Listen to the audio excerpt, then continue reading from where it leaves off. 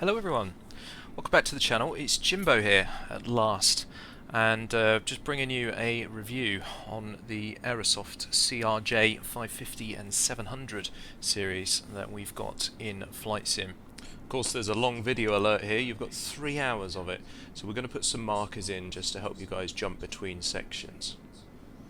Bit late, but better late than never. It's taken me a little while to get used to this aircraft, try and read some of the manuals so I can give you as comprehensive as a review as possible from my perspective. It's purely based on my own opinions and what I can glean from the internet and various manuals, so please do provide any comments if you think any of the information that I've provided to you is incorrect. Now, first of all, apologies from myself. It's been a while since my last video. Things have been quite busy for me lately, what with work and everything, so I've been struggling to produce this video. Now, both Kitty and myself had agreed when this aircraft first came out that it would fall to me to try and do a review on it, just based on my level of experience with similar, at least similar sized and capacity aircraft in comparison. Also, I thought it would be quite appropriate because this aircraft is developed by Bombardier, and a lot of my experience is based on the 78-seat Bombardier Q400. I also thought that there would be some similarities, some shared parts, things like that, because certainly the nose design of this aircraft I think is shared with the Q400 in a lot of ways. How wrong was I? There's no real similarities apart from that, certainly on the outside of course, because it flies much faster at a much higher altitude, and of course I thought there might be something similar on the inside, but most of the things on the flight deck, so avionics, things like that, are quite vastly different. Even the FMS is a completely different manufacturer, so it required a bit more time for me really to try and learn this as best I could. But here we are. Hopefully I can give you as best a review as possible. Now, the first one that we're looking at in my hangar here is the Lufthansa livery, Eurowings operator. So shortly I'll go through all the designs quickly with you before we jump into the sim itself. And before we do that, quick intro to the aircraft. So what is it? The CRJ 550 and 700 series. It's Canadair regional jet, mainly designed and manufactured by Bombardier, although I believe it's changed to Mitsubishi in current years, certainly in terms of parts support and things like that. The name Canadair I think originated from Bombardier designing or developing in partnership with other Canadian companies or aviation outfits in Canada. So the 550 and 700, they're very similar. There's two common mistakes that you might make, and I certainly made them when first looking at the CRJ 550 and 700, at least by name only. The first one being you might be fooled into thinking that they are maybe the 550 is a shorter version of the 700. The 700 could be stretched from it.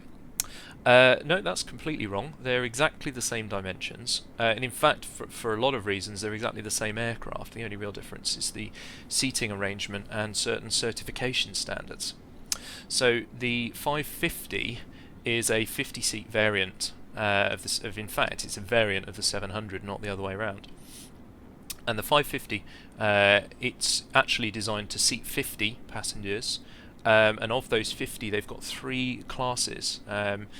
It's, I believe, something to be in line with primarily United Express, and what they wanted was something in the line of 10 first class, 20 economy plus, and 20 standard economy seats. So there's quite a big difference just in a small cabin like that to make up the 50 seats. The 700, on the other hand, has got room for 70 seats in the sim. It ranges anything from 63 to 78 on the 700 series in general, and I believe they've got 3 variant names in the 700 series, and the one we've got here is the 701 variant, which is the 70 seat. Might be mistaken on this, but I believe there's a 700 variant which is slightly smaller, and a 702 which I think is the maximum, which would be 78. But we have the 701 70-seat variant in Flight Sim from Aerosoft. The other difference between the 550 and the 700, as I've probably already given away, is because the 550 is a variant of the 700 and not the other way around. The 550 was actually released somewhere around 2019. It's the 700 series that was released back in 1997 that it's based around. The reason for the 550's existence, as I say, it's got 3 classes, which I think would probably be in line with some of the interests of some airlines, certainly the 2 that seem to have the only 2 liveries in Flight Sim 4, but I'm sure there's more out there. And the other reason is something to do with pilot certification. I think with a 50-seat configuration, they can actually use one standard of pilot certification. Honestly, I'm not too sure about that, because it's not something I've ever actually had to come across. And as I say, I was operating a 78-seat Q400 for quite a while, so that's all I tend to be familiar with. The other thing is they've reduced the certification in terms of landing and takeoff weight for the 550. Now, the 550 landing weight maximum is just over 27.5 tons. I'm working all these units in kilograms, by the way, guys. So apologies to any of our imperial friends who use pounds or inches of mercury. I'm going to be working in the UK standard, which is predominantly kilograms, meters, kilometers. We will use nautical miles and knots because we're one of those strange people, strange countries that uses that standard, but mostly working in kilograms, I'm afraid. So yeah, in that perspective, the 550, its maximum landing weight is just over 27.5, and a maximum takeoff of 29.5, just under 29.5. Whereas the 700 series maximum landing is just over 30 tons, 30.4 tons roughly, with a landing weight of just slightly over 34 tons. So there's a bit of a difference with the weights, but I can assure you everything else is identical. And in fact, I think the tank capacities are exactly the same as well, but due to the lower certification standards on the weights, it reduces the range on the 550. So the 550 in kilometers has a range of about 1,800 kilometers, or just over, whereas the CRJ 700 is just over 2,500 kilometers. So there's a bit of a difference there, presumably because of the maximum fuel that it can carry while still being compliant with those maximum weights. In terms of dimensions, because they're identical, they're both 32.3 meters in length, 23.2 meters wingspan, and 7.6 meters tall. So, like I say, this is the reason that they're probably both in the sim. The only major difference really is to keep yourself compliant with the fuel maximums, so that you can make your smaller maximum takeoff weights and landing weights on the 550. I'm going to use the 700 for my review, mainly because there's so few differences really, and we've got a lot more liveries to choose from in the 700 series. With the 550 liveries, I'm just going to talk about them, but we'll run through the 700 liveries after that. The 550 is, there's only 2 available. The first one is United Express, which I mentioned earlier, and the other one is Privat, which I've not really heard of, but it's got a German registration. So much like this Lufthansa that we're looking at here, it's got a Delta D for Deutschland registration. So presumably it's a German airline that I don't know anything about. Lastly, both got the same engines, the General Electric engines, CF34, and each of them produces 13,600 pounds of thrust, or around that figure, and all of that is identical. As you can see in front of me here, we've got Lufthansa regional. Nice livery. In terms of the model of the aircraft, we'll look at it more in detail when we get into the sim. At the moment we're looking at it inside my hangar, but very pretty looking aircraft, lovely swept wing design, gives it nice cruise performance, and then of course you've got your fuselage mounted tail engines, and it's 2 turbofan engines at the back there with the APU just in the tail section. It's a T-tail aircraft. You can see the T-tail is also swept design, very different to the dash design, the Q400, which has got a much straighter wing but never designed to fly as high or as fast as this little machine here. I think it's quite a nice looking aircraft. You guys let me know what you think of the way this aircraft looks in the comments. So what we'll do next is we'll go through all the available liveries now in order. Before I do, just a couple of strange quirks I've noticed in the hangar. So we're viewing this in my hangar on my profile, and as you can see at the moment, I've not got it in the old cinematic view, or whatever you want to call this up here with the play icon. It's just in the exterior view that allows me to pan around. Now annoyingly these doors are closing, so I can't show you the other strange bug that I've noticed, which is probably not just related to the hangar, but it certainly seems to be quite apparent because of the low light level, the sun's low position in the sky shining through the hangar doors. First thing is, it does a strange thing when you've got it in the cinematic view. So if I just show you that now, it's got a few angles to it, and then for some bizarre reason it starts to glitch out a little bit. And there you go, and you can't see anything.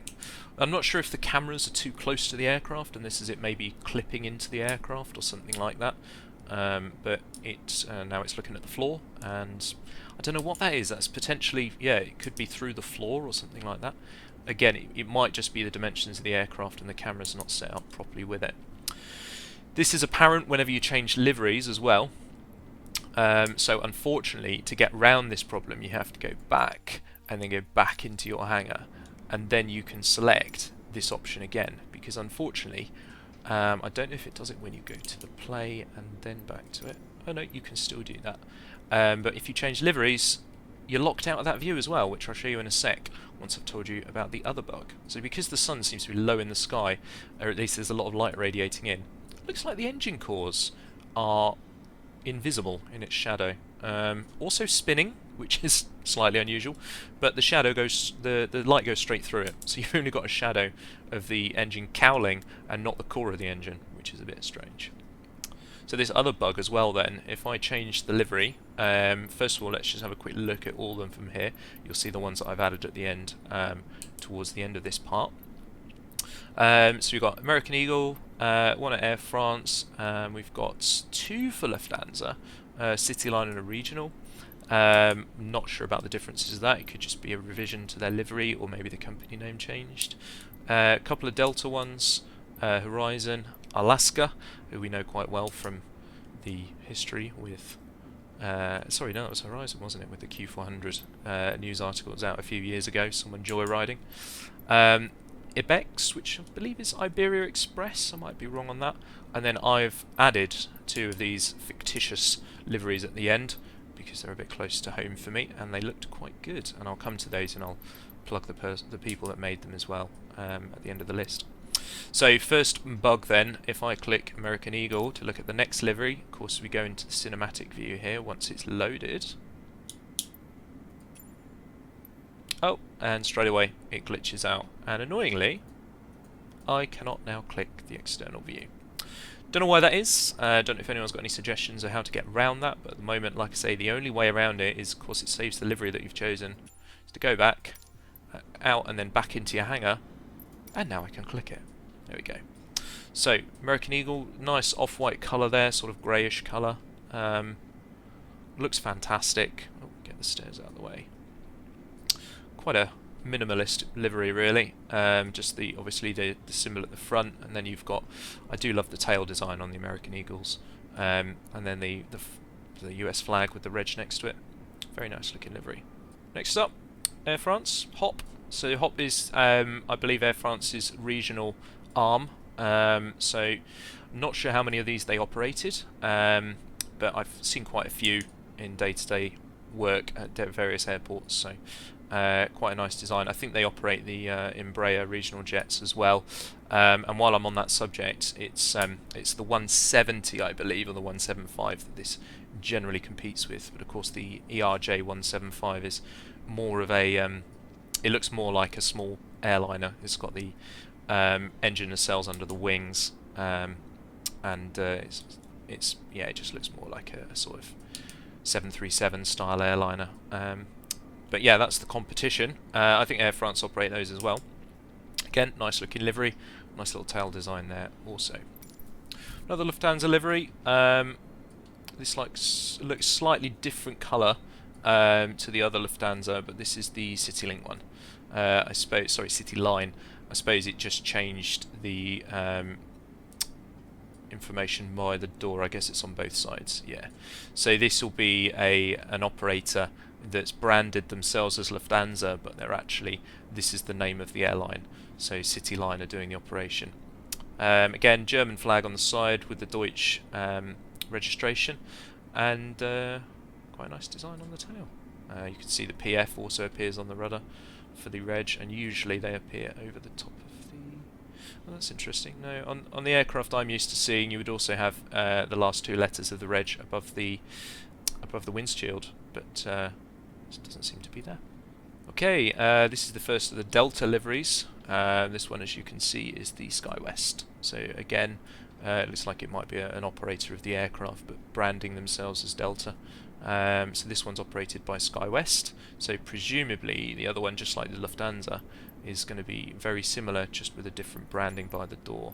And as you can see here, this is the other Delta livery with the Endeavour Air stamped by the door. So another sub-airline operating for Delta. Apart from that, it looks very much the same as the other Delta livery. Like the design on the tails for Delta as well. Here's our horizon. Quite a basic design. I like the stripe running front to back. And yeah, quite a nice design on the tail there. Another US reg. Don't have the US flag on this one again. Oh yeah, no they do actually. It's by the APU intake. Looks quite good. And then we've got our Alaska. Looks like it's again operated by SkyWest, or in partnership with, does it say? Oh no, it does say operated by.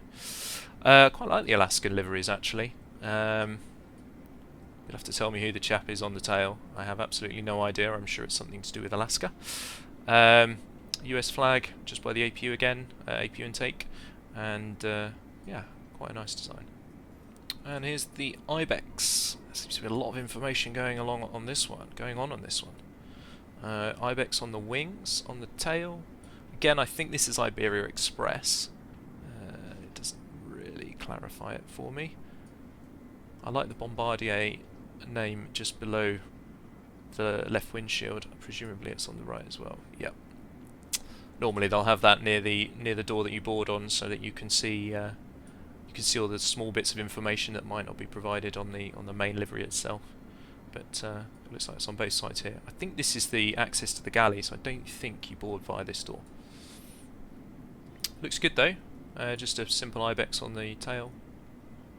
Not sure about the reg source on the JA. I'd have to look that one up. I'll probably put that as a note on the video at some point now. Of course, I'm going to be a bit biased here. Really like this one. Very good work here. This one's been made by Porter 2411, I believe. I'm going to put the links to both of these down in the description. But yeah, Porter 2411 designed this one. Looks absolutely fantastic. Unfortunately, my little OCD is twitching a bit because it's got a reg here, which is a Q400. So, if I'm being a bit fussy, I mean, I know this livery is fictitious, but it's probably more ideal based on the ERJs that operated for this airline as well. But otherwise, it's a fantastic job on this livery. I really like it a lot. But the other one tips it slightly for me. And here's the other one. As you can see, it's the Welcome to Yorkshire livery that I believe was on a couple of the ERJ, or at least one of the ERJ 195s, which is really a little bit more in line with the competitor. Obviously both of these are still fictitious, but because this is based on a jet livery, it's a little bit more in line, certainly in my head, than with this particular airline's operation. And you've got the reg of one of the 195s, I think, on the tail there as well. But this one is absolutely fantastic, and I love the reflections that they're producing on this model. It's a really nice design, certainly on the exterior model. I'm going to do a proper walk around with you all once we get into the sim, so we'll go through the exterior model in a bit more detail there. Again, I really have no idea why the engines are spinning, but it's possibly easier to have them in that state, I don't know. I don't think they spin when the engines are off in the actual sim, but we'll find out in a second. Now, just briefly in terms of routing wise, we're going to start in Edinburgh using live weather for here. So as you can see, we've got a 90-degree crosswind, but it's ideally they favour 2-4 out there. So up in Edinburgh, we'll start cold and dark on stand using the live weather. We'll depart on runway 24 on the Taller 6 Charlie. Then we'll route via the airways down to Manchester, arriving with the Rosin 2 Alpha arrival. I'm going to try and see how it demonstrates a hold there as well, and then onto the approach for 23 right. I say down the airways, but it seems to be a bit of a dog leg here. What it should actually do is follow more central routing down to Dean Cross. There's a straight line airway there, but I will amend this before we get going on the route. So here we are, all loaded in. Now, this is a temporary measure. I haven't got live weather set. As you might expect in Scotland, this is far too good weather for what you expect up towards Edinburgh. But I'm just going to use this to do the external walk around really, because the lighting conditions are better. And then I'll swap over to the live weather for the duration of the flight. So we're on stand 16 at Edinburgh. As you can see, it's a Jetway equipped stand. And you might have noticed the Royal Mail van passing by there.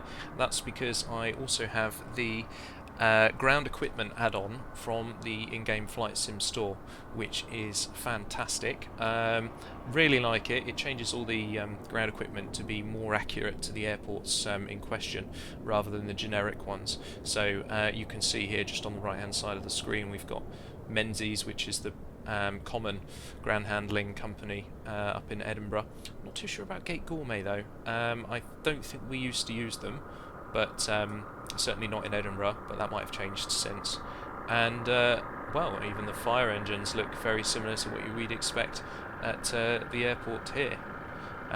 It is Europe based, so there are a few common assets that they seem to have used Europe-wide, which means that probably the fire engine's one of them, but the other thing I've noticed is the ambulance seems to have a French number plate on it, and it looks like a converted van, which is a bit different to what we get in the UK.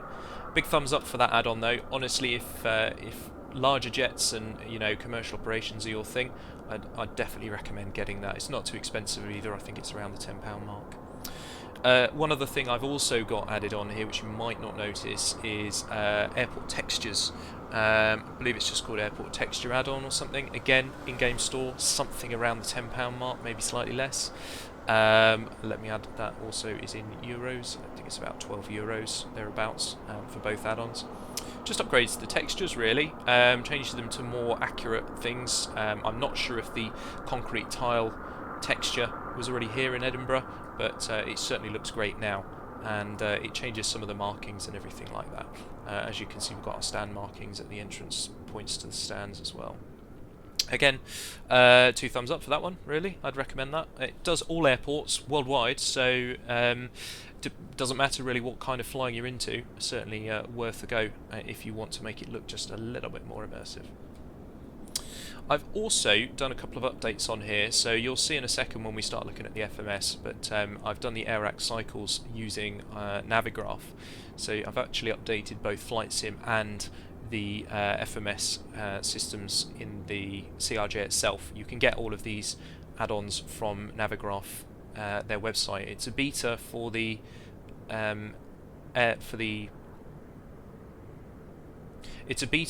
software updates for Flight Sim, for the AirAC updates for Flight Sim itself, and they've got a manual installer available for the CRJ, and you just choose Microsoft Flight Simulator and it'll install the updates to that add-on, which is great. So we're all up to date. Like I say, I'll just stick with the preset clear skies weather for now, so we get good lighting so we can have a look around the aircraft, and then we'll take off in some pretty murky conditions. For the flight detail that I've already mentioned, I'm not doing a Cat 2 or Cat 3 approach anywhere. It's just going to be a standard ILS into Manchester when we get there, and yeah, just standard departure out of here. So before we start looking at the external detail, let's get some of the doors open and lots of ground facilities added so we can see how detailed that is. At the moment I've got it set to the cold and dark state, which is my default. You can change that just down here. I'll go into more detail on this EFB when we actually start looking internally. but let's get everything open. So passenger door, forward cargo. You can see the chocks are already in place. We'll get all the cargo open.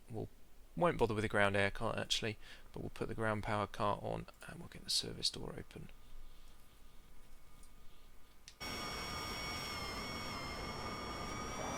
Now we watch while this ground power cart does some funky things. I think it's based on the model of the truck with the GPU on the back of it, so it does a lot of manoeuvring to try and get the rear facing the aircraft in the right way, which is a little bit janky, but it's nice to have the textures correct and the detail of the cart correct. Give that a moment to sort itself out.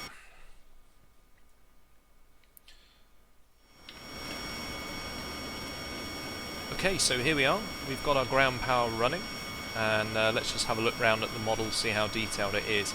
I mean, already you can see it's pretty fantastic. I mean, anyone who's going to need to look this close at the nose gear is probably not busy enough with the flying. But you can see they've even included text on various components. So on the oleo here, it's not quite legible, but the fact that it's on there still is very impressive. And various parts or components, that moving parts of the landing gear. Don't know if we can see much in the well. A little bit less detailed up there, but still mightily impressive. Again, who's going to spend that much time looking up there? Certainly the detail on the nose itself is quite impressive. So you've got your pitot tubes up here, your angle of attack sensor there, and I believe this is your ice detection probe. Very similar to the Q400, all of these things. So that's where it's heating up as well. All of these are quite nicely detailed, and as you can see, we've got the text quite nicely detailed on here. Certainly a little bit more detailed than the nose gear, but you'd expect that, as this is more of a common place that you'd be looking. Stairs are quite nicely detailed, all the placards that are necessary on them. Looks really good. CRJ Next Gen on the top step. No stairs on the other side, but I suppose you could use that for boarding actually as well. More often than not, that's for galley access, I believe, because as you can see, it's the only other door in, and you've got the galley here on this side. Moving rearward, again, we can read stuff inside the cargo hold, which is amazing. So this is the lower cargo hold, just underneath the floor, basically inside. And something you may have seen in a lot of other reviews is the amount of detail in the landing lights here. I mean, if you look at them, you can read the placards that are actually to the left and the right of the landing and taxi lights themselves. So, I mean, that's just fantastic. In fact, I think these are just the landing lights. The taxi light might be in the nose, just like the Q400. Main gear, same level of detail as the nose, really. Some of the rivet work is just texture. It's not actually it's not 3D. It doesn't have any bumps, but I suppose that would reduce the performance on even the high-end PCs if you had to render in every rivet. A nice silver leading edge here, of course that's for the heated leading edge ice protection. Livery is great, by the way. Still love this Welcome to Yorkshire livery. The rear cargo hold, a little bit more blurry in the back there, but again, I mean, it's still a good effort. You're not going to spend too long looking inside there, and they've given you blurry placards and everything for the rear cargo hold. APU vents over here. In fact, that's your, it looks like your air vents there. The APU intake is up here. And, of course, you've got the APU exhaust at the back. With the engine exhaust left and right. All the cores look there, and you can't see through them, so I don't know what that glitch is with the shadow. Fantastic level of detail here, it really is. Again, landing lights on this side, still got the placards in them. Even got the refuel defuel panel labelled there in pretty impressive detail. Really good exterior model. Really impressed with this. Just jumping to a quick glitch that I've found that I don't think is very accurate. Just a minor one, really. Starting from the inside here, you can see that we've got no hydraulic pressure in any of the systems. Now, all of the flying controls in this aircraft are powered hydraulically, you've got mechanical connections to each point out near the control surface, but then they all the mechanical links then link up to a PCU or power control unit, sorry, which moves the flying controls, and to do so it needs pressure. Now on the Q400 that I'm used to, the ailerons were actually connected mechanically, so they would move regardless of hydraulics. But as far as I can check from reading all the manuals on this aircraft, none of them are like that in this aircraft. They are all hydraulic. So jumping to the outside, there's no hydraulic pressure, and I can move all the flying controls, even the rudder, but not the nose, which is interesting. I mean, obviously the nose is switched off in the cockpit, in fact. So let's just see if the nose wheel steering. Yeah, okay. So we've got no hydraulic pressure, but I could even move the nose wheel steering. So there's a bit of a glitch there, a bit of a bug, strangely with the chocks moving around with it, but presumably that's part of the same model that makes up the wheel section. So yeah, that's not that immersive, but it could be a flight simism really. Microsoft Flight Sim is still, you know, very much in its infancy, so it might not have that logic already built into it. But yeah, no hydraulic pressure, and the controls seem to move. Oh, that's better. It feels more like Scotland now. So we're back onto live weather now. Aircraft's running on GPU. So let's jump inside. We'll start by having a look around the interior first of all, just a brief look, and then we'll move on to the EFB. I'll just rattle through what you can and can't do on there. Now, one of the things that I think really detracts from its level of detail is the fact that you can't pull circuit breakers, as far as I can tell. So if we were looking to action any emergency procedures, there might be a possible, although it's quite rare, but there might be a possible drill in the Quick Reference Handbook that requires you to pull a CB, and we can't do that. So it limits our options when we're doing things like emergencies in this aircraft, which is possibly detracts from its quote-unquote study level compliance. But still, I think what we might look at doing, if we get enough comments, so let us know in the comments feed, guys, we might look at doing a separate video on a few emergencies, maybe an engine failure, something like that, just to see how it copes. But today it's very much just standard procedures, just a bit of handling, and what you do normally on the line, just to test really how this aircraft works. So let's turn some of the lighting up first of all. So we've got little floor lights here, which are very cute. I'll leave those in the off position. So displays there. Let's put the integral lights on, and maybe a little bit of flood lighting. Of course, it's like that on both sides. You can click the yoke just to move it down a little bit, which I think is quite cool, instead of making it disappear completely. Let's put some of those lights on as well. And if I move my arm here, have we got some lights for the panel? Yeah, here we are. Integrated lights, maybe that. We'll turn the CB panel up. Does it actually do anything on the CB panel? It does. Lovely. That's all really just for show, but never mind. And probably the overhead panel as well. Where's the slider for that? He says. There we go. Perfect. Right, so we've got some ambience, lovely stuff. Let's start at the back actually. Now I'm going to heavily use the navigation buttons that are already in the sim. So if you press Control and then number buttons, you can move around. So I think if I go up to 7, it takes us to the fueling panel. This all works. Now I'm not going to show you this too much, but you can actually use the fueling panel to set up how much fuel you want, I believe. Which is quite impressive. As I say, I'm not going to look at that too much, but yeah, all the buttons are clickable. I can't really see it doing anything at this point, but we probably get a fueler in first before we can use it to its full extent. So that's impressive. Let's just jump back to the normal view here. So going from left to right is very little similar to the dash, to be honest, the Q400, which disappoints me a little bit. Maybe this panel's the same for the CVR.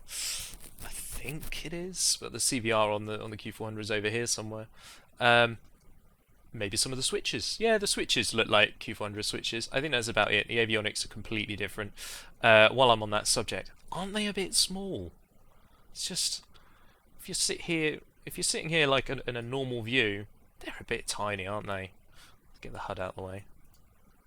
They're a bit tiny. Well, obviously that's not the fault of the add-on, that's just the aircraft. But yeah, I'm certainly in the Q400. These seem to be a bit bigger in the Q400, but it might just be a standardized type to keep them this size. But who knows? Down on the left then, not a lot you can do here. Obviously you've got the oxygen mask modelled. Love the fact that the Skycam works. It's just fixed pictures. You can dim it and brighten it day and night mode, and you can look at different areas and whoever this bloke is. But the important thing is, if you're going flying, you should always have him on there because he brings you really good luck. So we'll keep him there. What's on channel 4? Oh no, oh no. They are different views, so that's probably the rear galley. Looks like the front, maybe the air stairs and the front galley. And then this bloke, so back to him for good luck. Next we've got, this is your steering tiller for your nose wheel. Can't see it working. It certainly doesn't seem to do anything. I mean, I just use the rudder pedals to steer. As you know, turning that to armed, for some reason it works. But this doesn't seem to move at all. So again, it's just there for show, really. You've got your wipers down here. Normally, well, I'm used to them up the top, and I think they are up top on quite a few aircraft. But yeah, they're down here for some reason. Various controls then, as you saw, the lighting. Your nose wheel steering's here, that's quite important. This is obviously, you can turn your stall pusher, stick pusher, off if you want to. And then we've got various controls for our PFD MFD on the left side, so we can change our nav sources. The range, what we're going to use for the source of the needles on the compass rose, and setting up speeds and things like that. I'm going to use the cheap method of setting speeds using the iPad, but I might quickly look at how to set them as well. You can see they're all set to a preset value here at the moment. In the future. And you've also got, does this work? It does work. So obviously one of the big annoyances for me in Flight Sim is I use hectopascals or millibars, and some aircraft don't even support it, but I've set it to hectopascals in the main settings, but you can actually you can swap between them and set your pressure here. Push it in for standard pressure as well. Reversion options here if you get a failure, so you can swap them over if one of the screens doesn't work. And a chronograph. You've got your time at the top, and then obviously you can start a stopwatch down the bottom. And this is actually identical to the dash. You can you hit that chronograph button, it starts it. You hit it again to stop it, and then a third time to clear it, which is fantastic. I should really clear these. They're annoying me. Obviously, we've got lots of warnings on here at the moment. While we're running on ground power, let's just keep the electrical page up so we can see what's powered. The batteries aren't running down because we're running on ground power at the moment. Here we go, external AC. Cool. Okay, so obviously PFD MFD looks like there's two engine displays or other use. Your ECAS is here. I think that's fixed. It doesn't look like you can change it, but you can move between the screens on the right hand one using these buttons down here. So ECAS is your engine indication and crew alerting system, so any problems here appear on the right and your engine indications are here. And you've also got your gear enunciation, which is interesting. There's no physical lights here, it's just on here, and your slats and flaps and your fuel quantities. But of course you've got all of these buttons work, and you've got an even more in detailed fuel info here as well. This hasn't been set yet. I'll go through what settings I'm going to use shortly. Back to the electrical page. Two FMSs here. So these are Collins FMSs. I think these are very similar in a lot of Boeing aircraft, but they're certainly not the one I'm used to in a Q400. Q400 uses universal FMS, so it's taken a little while to get used to this. I'm not very familiar on the Collins style, so I'm sure I'll make lots of mistakes, and you can shout at me in the comments. And then we've got some engine, we've got some gear controls here, and then below it you've got engine configuration and your GPWS settings down here as well. I'm not even sure what that one does. Moving down, obviously two engines here. Now you're going to need to set up your throttles properly on the EFB, and I'll show you how to use that. You've got your spoiler switch here and your control disconnects here. One interesting thing about the control disconnects is, as far as I can tell, they are very similar to the ones on the Q400, and if you pull and turn, and I'm not sure if this is going to wreck the rest of my flight, what should happen is these two controls become independent, and actually one will move without the other. So I've pulled a pitch disconnect there, this one should not be moving, and this one can move on its own compared to this one. To be honest, how would they ever model that in a sim, really? So I'm not too bothered about that. We'll put that back into the down position, and the same goes for the roll. It would normally isolate the roll controls as well. Yeah, moving back down to the throttles here, you've got your reverser detent here. This is in the shut-off position at the moment, and you do that by these little red toggles here. So if you move it into the idle position, to get it back into the shut-off, you have to pull this little switch up, and then you can flick it back and it resets after a period of time. Flap selector on the right, and that's backed up with your flap indication on the left-hand ECAS, ED, engine display, systems display, whatever you want to call it. Here's your two primary radios. Normally there's a secondary radio as well. Where's that? There it is, it's down there. So COM1, COM2, and this is probably called COM3. Audio panels, your trimming settings, lighting. Obviously, as we mentioned before, this does your central display, sorry, the right hand central display. Flight deck door controls, so you can keep people locked out if there's any threat in the cabin. And then moving down, we've got various controls here. This is for your weather radar. In fact, a good time to talk about it. It doesn't work. I'm not sure. I believe they're bringing some sort of support themselves in for that. It doesn't use the standard Microsoft Flight Sim weather radar, so it's just not working at all. Of course, we've got a left and a right control for those as well. But yeah, it's no good. So you're going to have to stick to terrain, which for some reason I don't think paints either. Using your settings down here, radar terrain here. Because there's just no weather radar, which is a bit annoying. Certainly when you're flying in dodgy weather conditions, like maybe this one, you want to know what's up there, but you can't. So we'll just have to ignore that. Losing a bit of immersion there, sorry guys. Your damper settings here, and you've also got stab trim and Mac trim settings here. These are your reversion options again for your various displays in the middle, as well as your air data computers as well. And your attitudes, heading reference, AHRS systems there as well. Another audio panel, I think that's for the observer's seat in the middle. Cargo fire warnings. Right down here is your inertial navigation settings, so your inertial reference systems. So at the moment they're off, but of course we'll go through them in a second and set them all up. And what have we got here?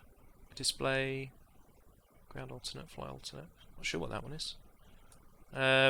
But just more reversion options as far as I can tell, just in the case of an emergency. That seems to be your selected, so you can change the volume at the same time. At the moment they're all set to VHF1. Over here is the control panel for your head-up display, so you can set certain things on the HUD. I'm not going to use the HUD today. You've just seen it in the down position, but it's more or less a repetition of the PFD anyway. It just means you can use it without glancing down at your screens, which is very favourable when it comes to low visibility procedures, certainly on sort of Cat 2, Cat 3 approaches. This is quite a useful tool, but I'm not going to use it. I'm certainly not used to using HUDs anyway, so it's easier for me. A couple of emergency controls here. Your ADG, which is your air drive generator. Interestingly, that's the first time I've seen it in a Bombardier aircraft anyway, but that provides backup AC power in the case of all your generators failing. I mean, we're talking both engine generators failing and the APU generator failing, then you can go into the air drive generator. I mean, obviously the other way that could happen is if you run out of fuel entirely, but I mean, you're in a lot of trouble if you have to resort to it for that anyway.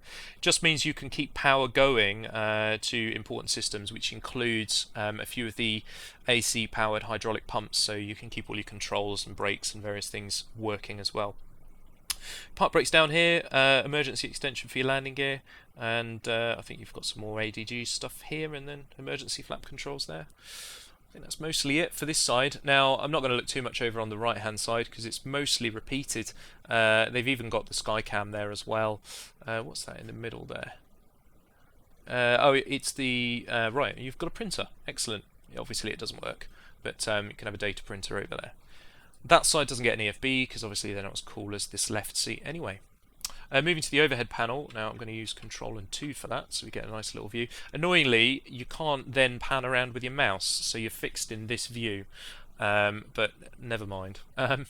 So you've got all the major stuff that you'd expect to see. Now, as far as I can tell, this also differs from the Q400 in that I believe it's called a dark state overhead panel, so it just means that if everything's normal you shouldn't see anything lighting up on the overhead panel, which is good. It's a nice way to do things.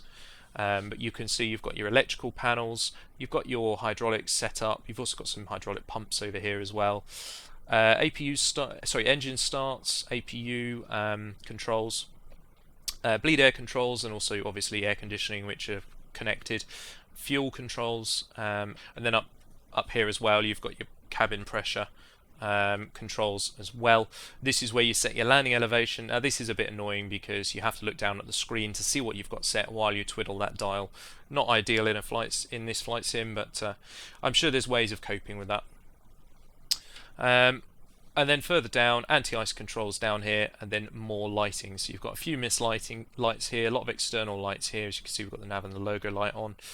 Landing lights, taxi lights at the front here, and then your passenger signs over here with your interior emergency lights there. Kind of a straightforward overhead panel really. Let's jump back to the normal view. Just make sure there's nothing above it. Emergency exit up there. The Q400 had one of those as well, and then your ropes either side to rappel down the outside. That's if your flight deck door becomes jammed or something like that. You can open that and rappel down the sides, making sure that you don't catch obviously the pitot heads on the way down, because that can probably hurt you, but you can't click that to try it out anyway. What's above me here is the projector for the head-up display here, and I believe I've seen one in a Q400, and I think you constantly crack your head on that thing, as you might notice from here. Very annoying. So we've seen that. What's at the back, we've got our circuit breakers behind both seats. They're just there for show really, annoyingly. And something I've never seen before actually is your pitch and roll information. I believe it's there to help you with fueling. Yeah, so you can check the position of the aircraft when it comes to your reading off your fuel levels. So that's useful. I don't know how they ever achieved that in the Q400, to be honest, because it wasn't there. I think that more or less covers the flight deck. So let's move around to our EFB now, just to see what Aerosoft have included on this panel. Now, first of all, we've got our checklists. Can use this for the all of your checklist actually. It's quite an easy place to get it. Something I haven't checked, in fact, so let's do it while we're here. Yep, it doesn't actually have its own checklist in the in-game system, so you'd have to use this or a PDF external copy. I'm going to read from the PDF. Now, comparing this to the PDF checklist that you get in your pack of documentation with this aircraft, it looks like the PDF is a little bit more inclusive. It's certainly got a couple of checks before we get to the originating check, which include your safety check, the cabin inspection and external walk-around. So there's a bit more detail in the PDF, and that's the one that I'm going to be reading from. Can't find a real-world checklist really for this aircraft, but to be quite honest with you, they're very operator specific, so we'll go with the one that came with the actual add-on and follow that. On the next tab, we've got controls for our aircraft payload, our weight, mass and balance. Also got a lovely active graph here that shows you your limitations. Now, unfortunately, despite this button here, it doesn't really connect to the actual payload that's in the aircraft. Presumably they're going to patch this at some point, but as you'll be able to see shortly, unfortunately, to get the payload set the way I want it, I'm going to have to use the option at the top here, and then set this in some way to match it so that our speed settings are the same, and of course we need to know our takeoff trim for based on our CRJ. So I'll come back to that one when we do the setup. Next, you may have seen this one already a second ago. This is your external kit, and of course your aircraft state. So at the moment we started in the cold and dark state, but I've just turned on the ground power and the battery, so that's pretty much it for that. Everything's pretty much powered up with lots of warnings. Haven't tried the ground air cart really. Of course, that's if you can't start the engines off the APU. So and it probably also provides conditioned air for the cabin as well. So I'm not going to bother with that today, but it could be something we look at in a later video. Maintenance wise, if you do pop the ADG, then you can't put it away again, so you have to put it away on here. It doesn't work on that. And in fact, while I'm talking about the air drive generator, something interesting for you here, guys. First of all, let's leave it in the state it's in just to see if anything comes up. I'm going to pop the air drive generator. That's out now. Yeah, there it is. You can see it just in the nose of the aircraft. Does anything change on the electrical page? Doesn't seem to... Oh, here it is. Okay, so 0 volts, 0 hertz. Okay, that's good. I did think I saw a bug there at some point where it was actually working. Let me just check the hydraulics, because it was actually providing hydraulic power. Yeah, it is. Okay, so if I stow that air drive generator again... Yeah, okay, so bit of a weird one there. So the air drive generator is actually working with no airflow, because of course it's a little propeller that's supposed to spin while you're travelling through the air, and it's powering the hydraulics, which is quite unusual. But strangely, it doesn't seem to be producing any electrical power, unless that's to be interpreted differently. I'm not sure about that one, guys. Leave me any comments if you think I've got that wrong, but it certainly looks like the air drive generator is working now on the ground when it shouldn't be. Let's stow that again. There we go. And that goes back in. I don't know what that new caution is. Oh, it's disappeared anyway. Okay, so that's that, and then of course you can disconnect your integrated drive generators, which are where the majority of your power comes from when the engines are running. Cool the brakes and stow masks, sorry, but again, I'm not going to look too much into emergency procedures today. We'll just go over the basics. Finally is your options, and this provides you with some preferences on how you want the aircraft. A lot of choice there, so of course I've set all the units that I'm used to, so Celsius, kilograms, hectopascals. I'm sure this is an operator specific option, but I'm used to seeing the dual Q here, so I'm going to stick with that. It's on instant for the IRS just to save some time, but of course you can put it as realistic, which then takes a few minutes. Not sure the real difference in these. Autopilot. Okay, so if I move the yoke, this is how much sensitivity is going to take to disconnect the autopilot. On the next page, we've got some more detailed stuff. You can turn off any cabin announcements. What are you screaming at? Don't know. You can turn off the sound options. Of course, we've got some lovely announcements. I'm going to leave those on just so you can hear how great they are. I wonder if we can turn off the flight deck noises. Well, it doesn't include that fan then. And then various other options. Now, I've left this mostly at default, apart from the coupled VNAV. I'm going to try the coupled VNAV because I'm used to seeing it. If it's in the off position, there's no VNAV button there, but as soon as you turn it on, it appears just below the VS. So it means that you can use a VNAV function, which is just your vertical navigation provided by the FMS.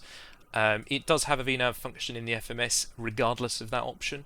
But obviously without that button it's just for information purposes, and with it you should be able to get the autopilot to fly it.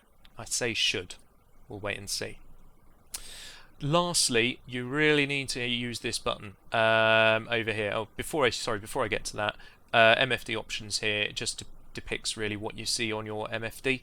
I'm used to seeing those options really on one of these control panel options here, so I'm not sure why they've changed it to the EFB. I doubt that's the case, because of course this aircraft was around before these EFBs even came into use, so I don't know how you'd change what items are visible on the MFD, or maybe you can't at all, but we certainly had options to declutter the map a little bit to get rid of these waypoints, but to see airports, that kind of thing, exclusively not from here but on a control here. Very unusual. Yeah, so back to this. So before you've got your PFD colours here. I'm not going to change those, they're standard. You want to do your throttle calibration here. Now I've got a 2-axis throttle, and when you move them up and down, you can see your actual response here. And then what you want to do is set the position of the throttle where you want it. So as you can see, 16.384 is maximum for me, and set that. Hit the set button on both, then set another position. So I've set toga just slightly behind that. As you can see, my controls have a slight difference. They're getting on a bit now, these controls. So I've set them to be like that as well. And there's even more of a gap between these two just from my controls for climb and idle. Reversers. Now, I haven't set them to an axis. They're a bit difficult. What I normally set for reversers in Flight Sim is I've got my trigger, and then it swaps into reverse mode, and then I apply full throttle. That doesn't work in this, so you're going to have to use another system.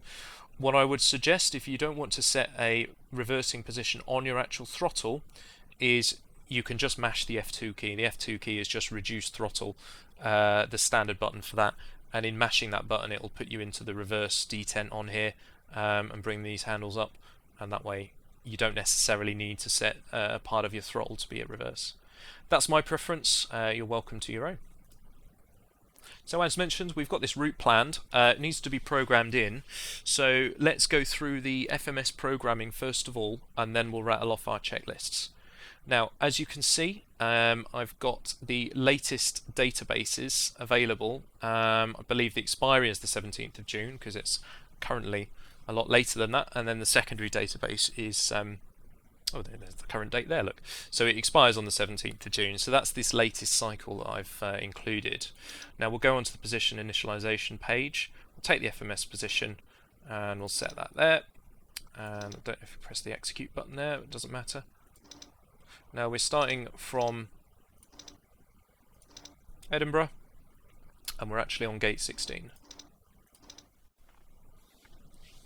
Now, before I go any further, I'm going to talk to you about the weight and balance page of this EFB. Like I say, it's a bit janky because the data doesn't seem to transfer to the simulator. So I've come up with some figures that I'm going to have to program into this section here. So let me just try and get this out of the way a little bit. So that's all right, the speeds are on the right hand side there, so we won't need that for now. So unfortunately, if we go to maximum passenger loadout, maximum passenger capacity of 70, if we press any buttons, set payload in the simulator, you can see the aircraft does something, but nothing updates here. And conversely, if I change the fuel to empty, for example, of course it's going to bring up a caution there. Fuel is at 4473. Set payload in the simulator, nothing. Oh, interesting. That's done something now. Okay, it needs a few clicks, it would seem. So in terms of what I'm going to set now, I'm going to bring the CRJ a bit rearward. So I'm going to do that by maximising our aft cargo. 1848, there we go. So we've got maximum cargo at the back. How much fuel do we need? I'm going to try and get this to our maximum takeoff weight. All of our performance graphs are going to be based on maximum weight. Well, there is an option actually for a lot of these, but it's better to see what it's like at its heaviest, because of course for the airline that's where they're going to get their most money. So we're going to max this out. We've got maximum passengers here first of all, and then we'll just increase the fuel until we get to full. And as you can see, I'm just inching it towards the maximum takeoff weight. We could get away with the max ramp weight, because obviously we're going to burn a bit of fuel before we get to our max takeoff weight. But just to play it safe, I'm going to take, there we go, 10 kilos off. So according to this, we should be at a takeoff weight of 33,955. If we send that to the sim, I'm not sure why that moves, but the weight hasn't changed. It could be down to the empty weight, which I don't actually know what the empty weight of this aircraft is currently set at. But there's something strange going on here. I mean, what's the fuel load? 6873. So that does look like 6873. I don't know what the passenger weighting actually is, but as you can see, these 5 rows should be full, sorry, these 5 groups should be full with 12 passengers in each, and these numbers differ. So something strange going on there. And also, if I adjust the passenger load here, so let's take 10 passengers off, it should affect our payload.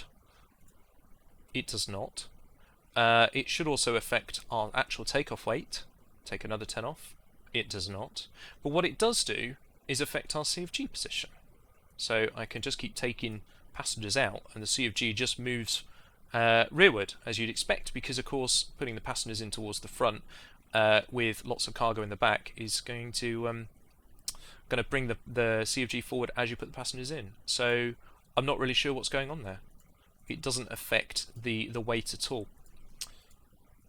So what I'm going to do is I'm going to use a series of average weights for the passengers. Now normally in airlines we use a set weight for males, a set weight for females, a set weight for children. So it's 88 kilograms for males, 70 kilograms for females, and so on. I'm just going to take an average of that, and we're going to use 79 kilograms per passenger. So we're going to max out each row. So obviously in Group A it's going to be 790, and so on and so on. To get these two numbers to match. Now that's the important thing, guys, because of course you want the CFG in the same position as well, so that's going to be an interesting way to try and do that. But also you want to be able to get these two numbers to match so that your speeds are the same, because these are going to change based on your weight. So I'm going to jump cut now. I'm going to set this all up so that it's in the right setting. Okay, so that probably took far longer than it should have, really. I've made the two weights match. The important thing is the total takeoff weight, 33,999, and what we've got on the EFB here is 33,995, which is close enough. The way I've done that is, like I say, there must be something to do with the empty weight that I can't adjust. Answers in the comments section if you think I've missed something. It might actually be on the aircraft selection point. I think you can change the weight there, but then I don't know what the empty weight is here, what the EFB is using. Anyway, either way, the passenger count seems to mess things up anyway.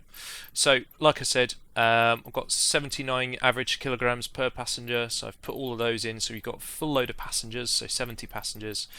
Then I've chucked the same amount of cargo in the aft hold, the same amount of cargo in the forward hold. Pilots and cabin crew all weigh this, which again is not something you can specify on here. And then I've filled the rest with fuel. So annoyingly, whatever the difference is, I've got 6,100 kilograms here of fuel, whereas on here to get the same weight I've got 57, so there's a 400 kilogram discrepancy somewhere. But look, it's fine, it's set up now, so the sim has got the aircraft at the same weight that the EFB is doing the calculations for. So I'll get rid of that. Let's just make sure that we definitely have the same fuel, 6150, that's what we said on here. So it is set to whatever's set on here, 6150, yeah. I'm going to go with a wet runway here. Better play it safe than sorry. What they'll do is they'll split V1 between, they'll put a split between V1 and rotate. Flaps 8 departure. On runway 24, it's a nice long runway, so we can set that now. And as you might have seen here, just hitting that set all button means that all of these speeds have been added in. So you've got your V1 rotate speed there, your V2 safety speed there, and the speed bug is set to V2 plus 10, 155. And then I think this is your cleanup speed of 199. V flaps takeoff, potentially something like that. We used to call it V-fly, V-flap protection indication, but yeah, it's or flap retraction speed. But in this one, it's VFTO. I'll have to double check that. Right, so that's all set up. Now what we need to do is get it set up in the FMS. So I've just done the init mode already. What we'll do now is we'll set the route. So we are going to go from Edinburgh to Manchester. We'll execute that. I don't have a route. Alternate I've put as Liverpool, which I can't remember the name of Liverpool actually. Oh well, it doesn't matter. We know where Liverpool is. Departure runway of 24.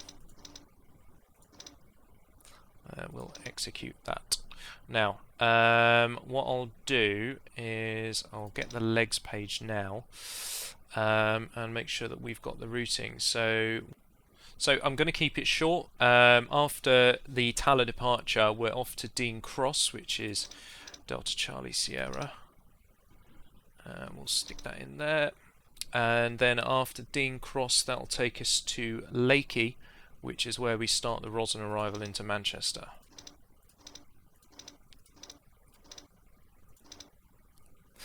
North 54, right, that looks more like the UK. Let's go with the top one. There we go, 31.6 miles, that looks right as well. We'll execute that, and now let's do the departure and the arrival. So it's a Tala 6 Charlie departure on runway 24, execute, and then it is a Rosen, I believe, Rosen 2 Alpha arrival. We can get to the next page here. Rosen 2 Alpha. Standard arrival in Manchester is 23 right, and we'll take the ILS. Vectors or Mike Charlie Tango? Let's try the Mike Charlie Tango to see if we can get it to fly as much as possible on the autopilot. Execute that. Now let's check the legs are correct. Lakey, then Lakey, so we need to get rid of that one.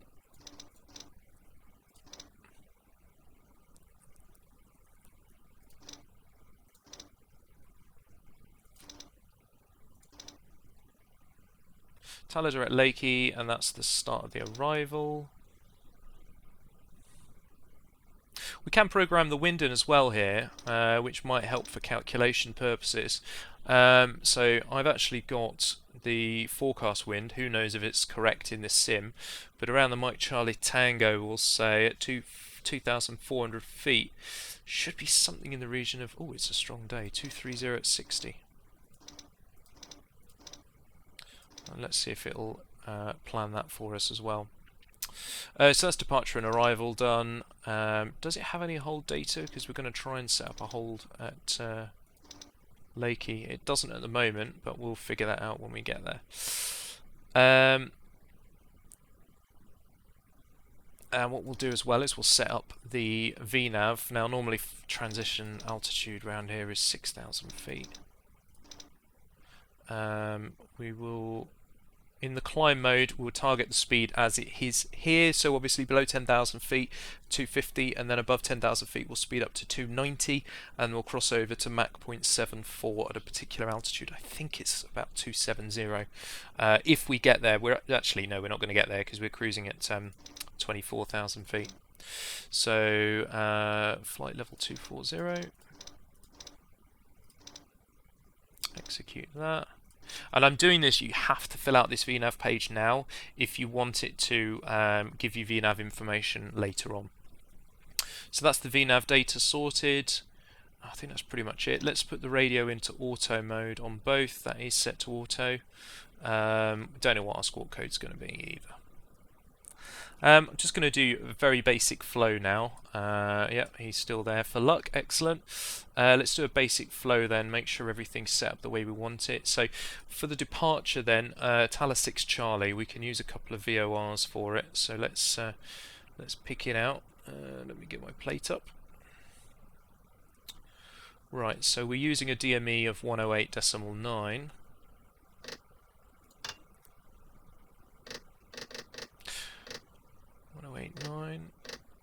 Now we can actually DME hold that because we don't need to have the outbound part. So if we DME 1089, then it's just going to give DME data somewhere. There it is. And then we can set the inbound next would be for Tala, which is 113.8. Oh, it's close on that one actually. Let's swap it over. Be lazy. 113.8. There we go. That's Tala. So that's out to 7 miles, then we make a left turn. We're going to cross the Uniform Whiskey as well, which is 368 on the ADF. Now this one is a bit janky. There's 3, but now, oh my god, that's going to take forever. Lucky I have a speed mode on my scroll wheel. You can put up with the annoying noise.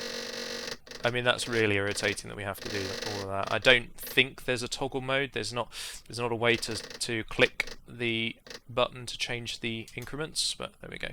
368 is set, and of course 368 is set, we're going to want it up here. So let's put our ADF1, I've just missed it, ADF1 up here. That should point towards ADF1 368. Okay. Now the departure. Let's start with 10,000 feet on the departure. We're not going to use ATC, so that's fine. We'll use that as the selection. Let's get the IRSs working, so they both need to be in nav. Now they're aligning, or they're instantaneous align actually, to be fair. What have we got on the overhead panel? So we've got AC external power. We'll need to get the AP1 for start. These are all in the correct position. Lights are on. Hydraulic switches we'll come back to in a second because we'll follow those in the checklist. The boost pumps are in op because there's no power to them. And we don't want any air conditioning. Okay, that'll do for now. Okay, now what I'm going to do is I'm going to follow through the checklist. Let me just make sure everything's where it should be. Well, we definitely want the thrust reversers armed. I think we can do that now. In the case of a rejected takeoff, you see. Okay, looking good. I may have missed this before, but your flight guidance panel, you've got all the standard modes. There's a couple of vertical modes here, so speed is one of them, and then the others are on the other side, so your altitude hold mode and VS and VNAV modes with pitch control for both speed and, actually no, that's speed control is there. VS is controlled by this as well. And if you have it in a basic mode like pitch, you can use that as well for it. We've got the flight director, no we haven't. Now we've got the flight director on. I'll change the modes on that. We're going to use Toga when we've got it all set up, so we'll sort those modes out shortly. He's got a flight director set up over that side as well, or she. So that is looking good. It's hopefully copied everything across here. Yes, it has. What's the range set on here? We've got the range of 40 miles. Probably wise to do it to 20 for now, and I'll flick on terrain there. Great. Now there was something that caught me out when I was first testing this when it came to traffic. So not only do you need the TCAS set on here, but you also need to set the correct ATC cell mode here, which is basically going to decide which transponder you're going to use. So we need it set to 1 there, which I'll put it on now. Although actually, no, I'm not going to do that because technically speaking, that means that the transponder's working now and we're not even taxiing yet. You'd normally have that ready to go when you're taxiing. Okay, so let's rattle off some checks now. So with the safety checks, the circuit breakers are, well, they're all there for show and don't really do anything. Nose wheel steering switch is in the off position. Hydraulic pumps are all off. That's in the central position. In fact, while I'm on that subject, just so you know guys, the pump number 3A is one of the main backup pumps. It doesn't have an auto mode. That's on, that's off. The others will have an auto mode, and I've just upset the hydraulic system there by doing that, but hopefully you get the point. So 3A and 3B are basically different types of pumps. 3A should be running all the time, and 3B just runs on demand, so that's why it's got an auto mode, and 3A hasn't. Cool. You can see that actually as well while I'm on a tangent here. The dash is the same actually, the Q400 is the same. They've got 3 hydraulic systems. 3A, 3B are running here. You can see it's depressurizing slowly now.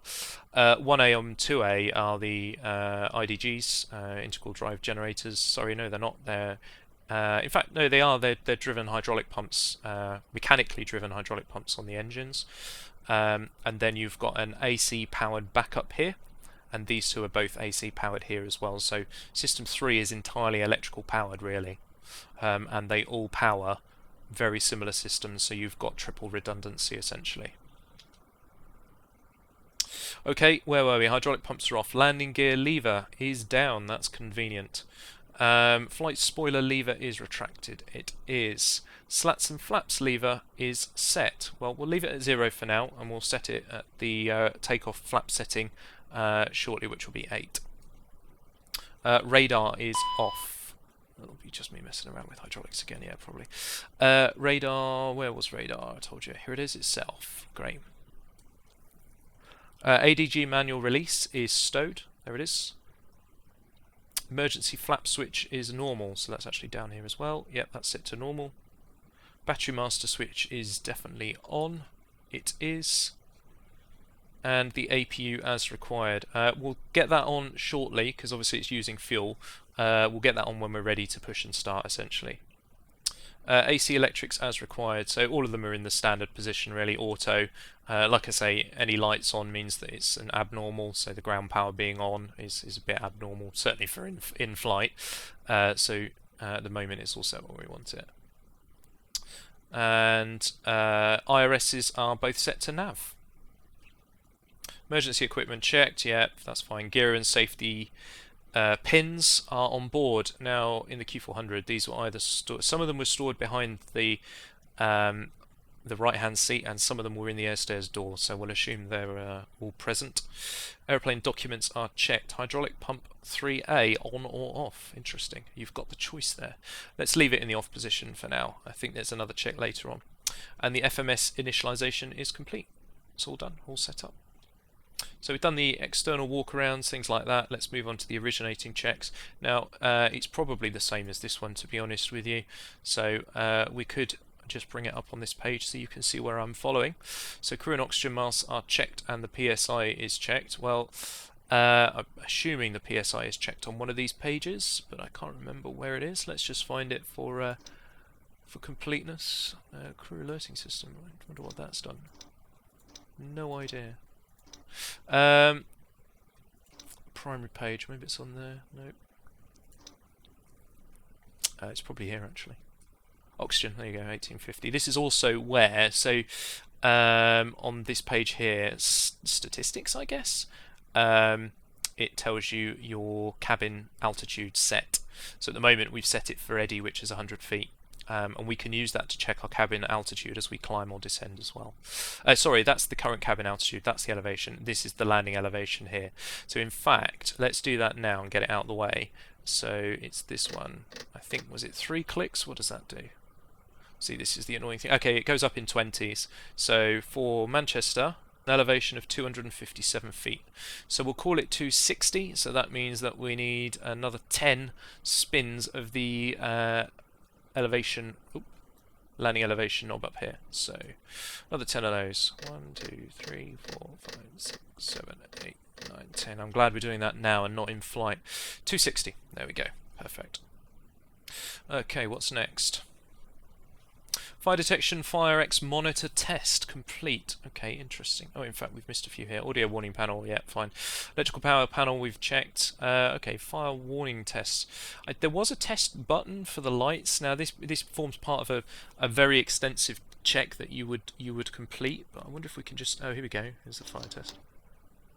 I don't know what that does. Okay, yeah, we've got flashing engine fire light there. I think it follows a cycle actually. If we zoom out and press it once, should come up on here. No, it doesn't actually. It just flashes the light along with the master warning. We'd probably have to clear that. I don't think it's going to go away. That's fine. Okay, well that's how you do it anyway. External lights, yeah, we've done that. So we've got the nav and the tail lights on. Let's just check that they're working. What about the logo lights? Sorry, not the tail lights. Yeah, they look great. Look at the reflections on that. That's fantastic. Okay, fuel panel. So we know about the fuel pumps, the boost pumps. They'll come on properly shortly. Bleed air panel, I've checked that. APU panel on or off. Does that come up again here? No, it doesn't. Okay, let's get the APU on. Now here's another interesting thing here. I honestly believe that pressing the power fuel button should put some lights on here, but it does not. Now in the Q400 series this was the same. You'd have a power and fuel button here, you'd press that and then you press the start button next to it. So it is actually powered now. I think the only way you can tell is you get enunciation. So APU shutoff valve is open and APU door is open, and if you press it again, APU door closed and the other one has disappeared. So honestly I think that should light up, but it doesn't. But we're all open. There we go. So if I hit the start button now, that should run the start cycle. And we've got the APU information on this screen as well, so it's handy I'm on this page. Again, that's the stat page for your information. Let me just make sure it's definitely that. Yes, stat page.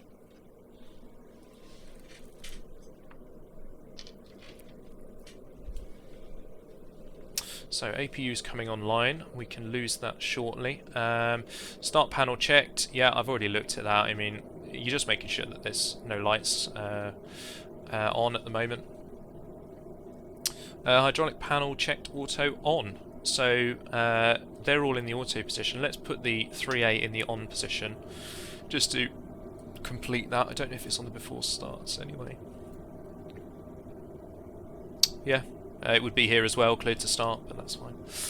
Right, sounds like the APU is up and running, so that's available. I think if we just click this one off, it should then switch to the APU generator. Let's just check that. Electrical page. APU gen, 115 volts AC, perfect. So that's up and running, and as you can see, nice diagram there is showing you that all the buses are now powered from the APU gen, so perfect.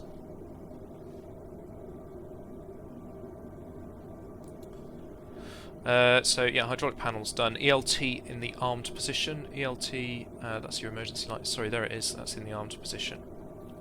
That's probably going to come up with emergency lights in a second anyway. Cabin pressure panel checked here, we've done that. Air conditioning panel checked, yeah, we've also done that. We've now got bleed air from the APU, so you can put your packs on at the same time. And if you enter the ECS, I believe, Environmental Control System, you should be able to see there that we've got pressure from the APU, which is now powering both packs for the air conditioning. Left pack feeds the cockpit, and the right pack feeds the cabin. That was the same with the dash, in fact. And you can hear the rush of air as we start. Let's get the recirc fan on as well. That's a standard thing on the Q400. I assume it will be the same. Anti-ice panel checked. Now, we don't want much. In fact, we're going to put the windshields on low for now. There's one, there's the other. And we might put them on the high if it's really, really cold as well. We'll just get those warming up. Emergency lights armed. There we go. So, emergency lights armed.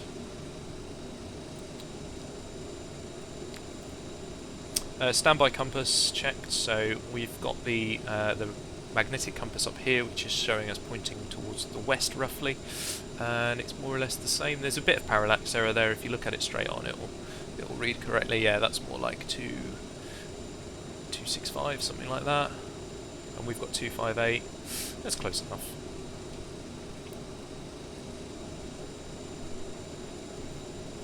Okay, windshield heat to low. In fact, yeah, we've just done that part.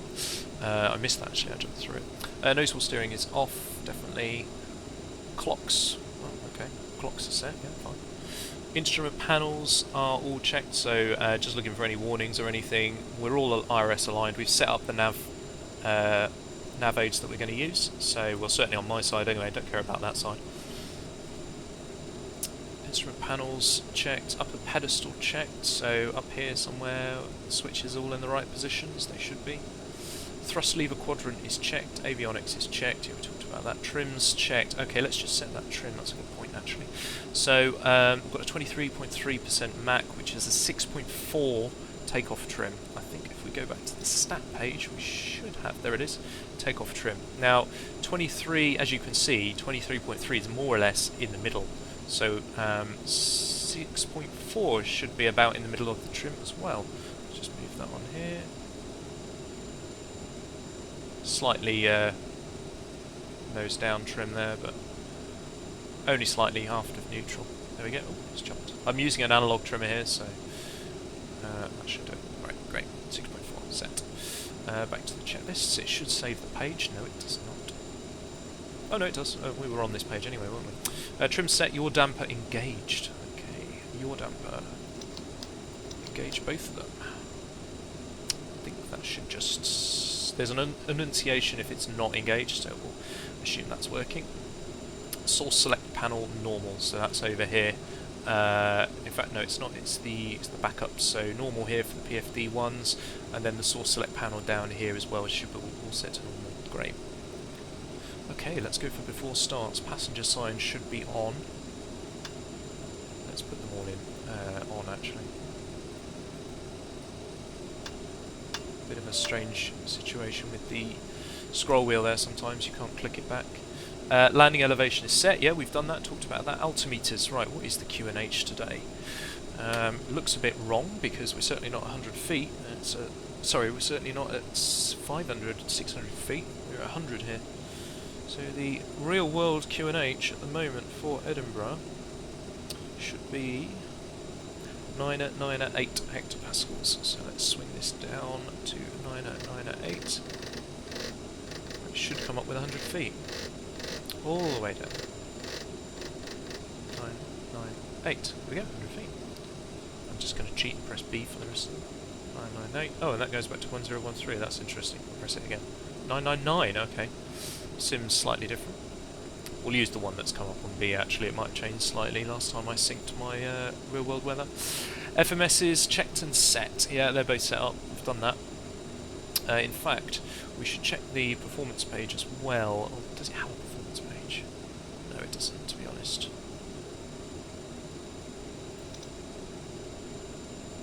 That all looks correct. Flight plan looks correct. Performance initial. Oh, here we go. Yeah, let's just throw that across. I think you can do it from here. Copy perf init data to FMS. Yes, it's done. Execute that if we need to. Is this all still set? 6,000, next page. So with the 6,000 transition altitude, it'll start flashing at me when we reach 6,000. I should be on 1013, which is a great little prompt there. That's a nice feature. I'm not used to seeing that, certainly on the dash. And it has jumped back to the remembered position on the checklist page. So IRS is aligned in nav mode. Yep, they are. Radios and nav aids set. Takeoff briefing complete. So you'd normally brief what you're doing, and it helps to brief yourself then. But I'm happy with that. Let's carry on. So let's assume we've got our start clearances. Although I think ATC are going to bark at me in a second, so what I might just do is detune this slightly so we're not talking to any robot voices. Devices off. Oh, that's interesting. Well, you should put this in airplane mode at this point, but we don't have the option. APU is on. So, in fact, what we'll do... doors closing. Yeah, before we do that, let's close everything up. So the ground power can go. Let's start shutting doors. Remove the chocks. Close this Captain, one. the cabin is secure. All passengers are aboard. Ladies and gentlemen, on behalf of the captain and crew, welcome aboard this flight. We hope you enjoy there's also going to be a doors page, so we can actually check on there to make sure we've got everything green, which we have. There we go, back to the stat page. That's so far been my favourite. Right, back to the checklist. So, APU on, electrics are checked, takeoff data has been set. So we know about acceleration altitude. Just before I continue, I will be using a standard profile that we have access to in the manual. So I'll flash that up on the screen now. So we're going to follow that profile essentially, which apart from the usual stuff of obviously incapacitation check around 80 knots, going to rotate at obviously our rotate speed, climb away, get the gear up, and then after that we'll get the speed mode set, so we're flying at V2 plus 10, and after that we'll set a lateral mode which will be nav. We'll have this running in nav mode. On takeoff, by the way, it will be a go around with a heading select mode. And then somewhere around 600 feet according to this manual. Now I only used to engage it at 1,000 feet, but we'll do what it says. 600 feet AGL, so 700 foot altitude. We'll engage the autopilot, and then we'll start accelerating towards 200 knots at 1,000 feet, and we'll start calling flaps up on schedule. So we're only taking off with flap 8, which is 2 positions. When we get to about 180, we'll go back to flap 1, and then when we get to 200, we'll go to flaps 0. And then we're going to retract the thrust levers to the climb detent, and this is something that I haven't mentioned to you already. There are a few detents here, so you will need to move the thrust levers back towards the correct detent. And something that's probably a bit of a bombshell for a few of you, and I should have mentioned this sooner, there is no auto thrust. I repeat, no auto thrust, or auto throttles, whatever you want to call them. It's all manual throttle control. So apart from those detents, then it's free game. You can move it to whatever you want. So just remember, you'll need to do a lot of throttle management in this aircraft while the autopilot is doing its job. So yeah, we're going to set the climb detent, climb thrust, and then we'll run off another checklist. So that's the standard departure profile really. While this is flying, I'm going to... Where the earth is there a line there? I might just check that first before we go. But while I'm climbing, we'll check it against what it should be doing in terms of our DME distances and ADFs. Okay, another strange one for you guys. It looks like the direct function after Tala has our current position in it instead. So it's thinking that that function there is basically where we are. Whereas of course, once we leave Tala, we're going to be over here, and then it should go direct Lakey. Never seen that happen on a real aircraft, so it's some sort of add-on quirk here that shouldn't be happening. But yeah, the direct function seems to link back to our current position and then on, which it shouldn't do. While I'm on the subject of avionics as well, actually, let's set the runway heading on the heading bug, which is 241. Let's just tie that in, that'll make it a bit easier. Compress the end of the button in, and it'll connect it to whatever you're currently at, so it's easier to turn it from there. Right, so takeoff data is set, doors are all closed and locked, they've been confirmed. Beacon, let's get the red beacon on. That is now on. Now that should be flashing red lights somewhere. There it is, over and under the fuselage, as you can see in the middle there. Okay, great. I suppose we should get a... In fact, I'm just going to use the non-immersive way of pushing back rather than call up ATC. So, fuel pumps and quantity are on. Quantity check, I guess that's on the hydraulics page. 60%, yeah, temperature. Okay, so the hydraulic quantities are a little bit on the low side, but they're probably within limits. I say that because I don't know. They would be on the dash, that's for sure. Parking brake on off. Okay, well let's get our pushback, and we'll try and start as many engines as we can in pushback. Oh, in fact, it is kind of immersive, isn't it? Because the tug still does come back here. A little bit overkill for our aircraft, and I think it'll start clipping through it as well in a second.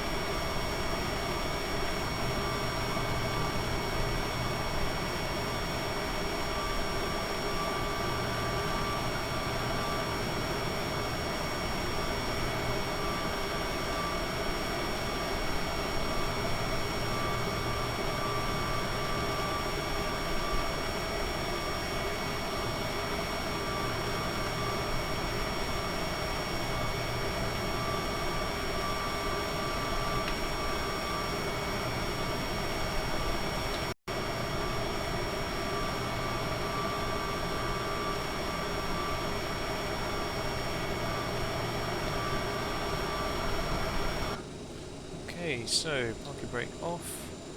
Here we go. We'll start the right engine first. We should get to about 40% on the N2. Sorry, 20% on N2. Push the throttle up. As you can see, until you push the throttle up, there's no fuel flow. May have started it in the wrong order, but they'll both be running. So that's up now, we've got fuel flow. And I can move it now with my throttle. When they're locked, you can't move them.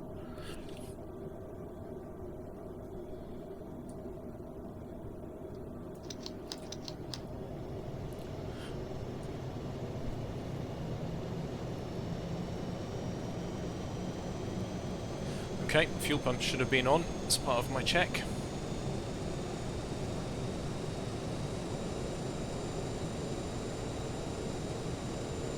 Interesting that it showed a fuel flow even with the lever up when the fuel pumps weren't on.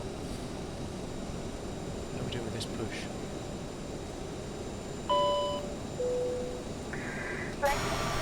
It's taking its sweet time, isn't it? Oh, that's why. My parking brake button doesn't work. During an emergency, please remain in your seats with your seatbelts fastened and your seats in the upright position. In case of a drop in cabin pressure, breathing masks will drop from the ceiling and should be placed over your head. If there is smoke in the cabin during the evacuation of the aircraft, the walkway emergency lights will display to the exits, which are located here and here. In case of an extreme emergency landing, you will be instructed to get into the brace position, which is executed by placing your head between your knees with your hands over your head. We would also like to remind you that you should turn off all electronic devices. We thank you for paying attention during this brief presentation.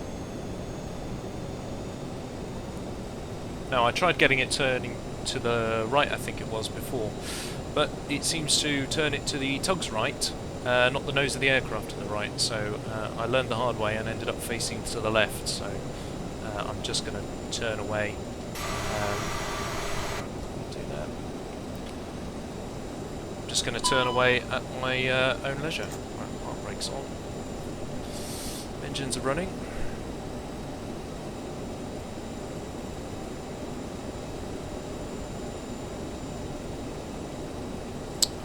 Let's go to the after start.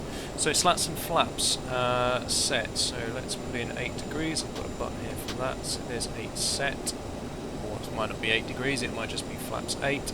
Let's check our flying controls. Now what we do here before the nose wheel is engaged is we put the flying control page on and we check, so left aileron and left spoilers, right aileron, right spoilers, elevator on both sides. It's a split elevator, so you want both sides to work, and then rudder full right and full left, and it also gives me a chance to check my controls are working. Excellent, that's all there. Trims are in the right positions. Okay, great. Flight controls check. Trims are set. Thrust reversers. Oh, you arm them now, so actually they're in the arm position already. Flight instruments are checked. Brake temperatures are checked. Now that was on the stat page. Brake temperatures are 00. They're green, whatever that means. Okay. No, I'm on the wrong page. How did I click that? Who knows? Right, so after start, generators on auto, which they are. Electrics are checked. Let's just check the electrical page. Make sure everything's working. Yeah, generators are working. So the APU's gone offline now, so let's switch that off. We must remember to flip this button, even though we don't know, but we should see, I'll check it in a moment, we should see the door shut. You can actually see it on the physical model as well, up here. There you go, you just saw it shut there. So if that's open, then there might be trouble, especially in flight. So bleed valves on auto. Bleed air, normal, auto, there we go. Looks good to me. Packs are on. We've had them already for the passengers, so they're already on. APU on off, we've done that. Anti-ice on off. So we've got the windshield on low at the moment. We'll leave it there for now. The probes we don't need to turn up because the temperature outside is 12 degrees. Nose wheel steering armed. There we go. So now we're ready to taxi. We'll click it over there. So the flaps were set, flight control. I would check this before you taxi, to be honest, because you can't really check the rudder when you're taxiing. Thrusters are flight check, brake temperature. Right, before I go, I am going to press the toga button. Now I've got a button on my mouse, on my joystick, so that's now set takeoff. And if I hit heading mode, there we go. So it's got the pitch bars for the takeoff pitch.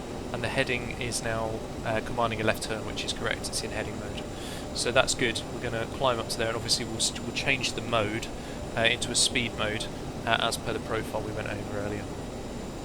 Okay, well, let's assume we've got taxi clearance. Now taxi from here, we're going to go Mike Alpha to Delta 1 for runway 24, so it's going to be a right turn here, and then we'll follow the old runway down to 24. Okay, so let's take the park brake off. We'll start adding some thrust and get moving.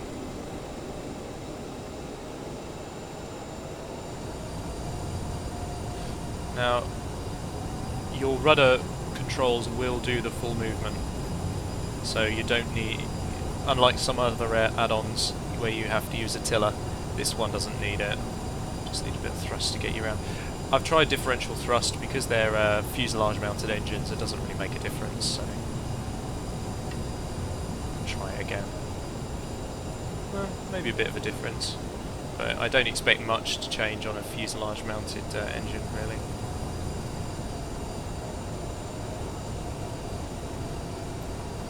Okay, now I've got two more cautions there that I need to clear before we can go.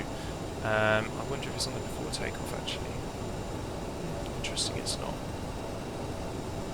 We'll get to the hold, and I'll just rattle off the checklist to make sure they're cleared as well. I might have to look at my PDF checklist again to be sure.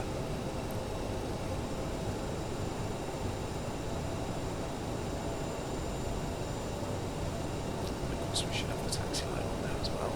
Naughty me. Bit of a freeze there.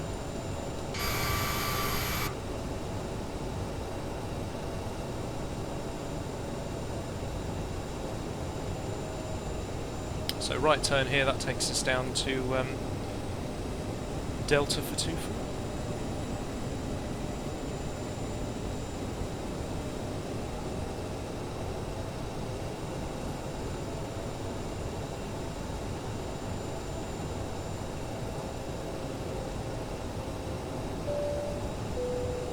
Ladies and gentlemen, the captain has advised that we are now cleared for takeoff. Have I? Okay. She's just making stuff up in the back. So where is that taxi light? I shouldn't really be looking at it. Oh, it is. Okay, there's no lights in the nose at all, actually. So that taxi light is the inboard lights on the wing.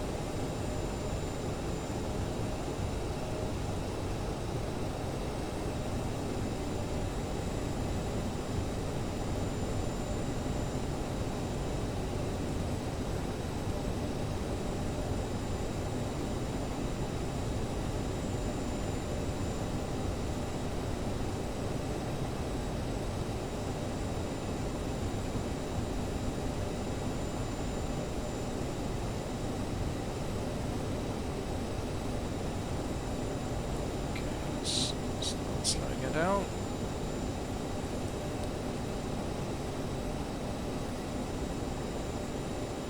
We should do once we come to a stop. Let's put the taxi light off again until we start moving. Okay, let's get that parking brake on.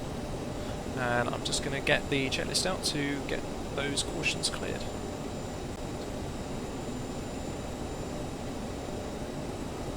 Okay, well, I'm not sure where those actual elements were in the checklist, but I can't see them on the basic ones we've got, so I may have missed them from before. But Mac trim is it comes on when the stab trims are engaged actually, so that should clear that, and then hopefully the Mac trim can be cleared as well. There we go.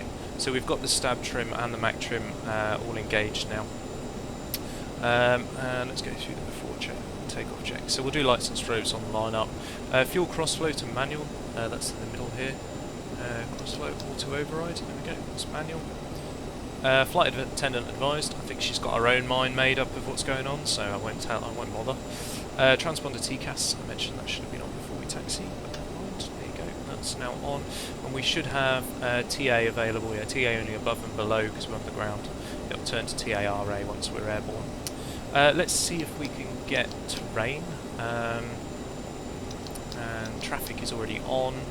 Don't know if there's going to be any traffic in the sim today, although I did see some aircraft earlier. I think it's just AI traffic.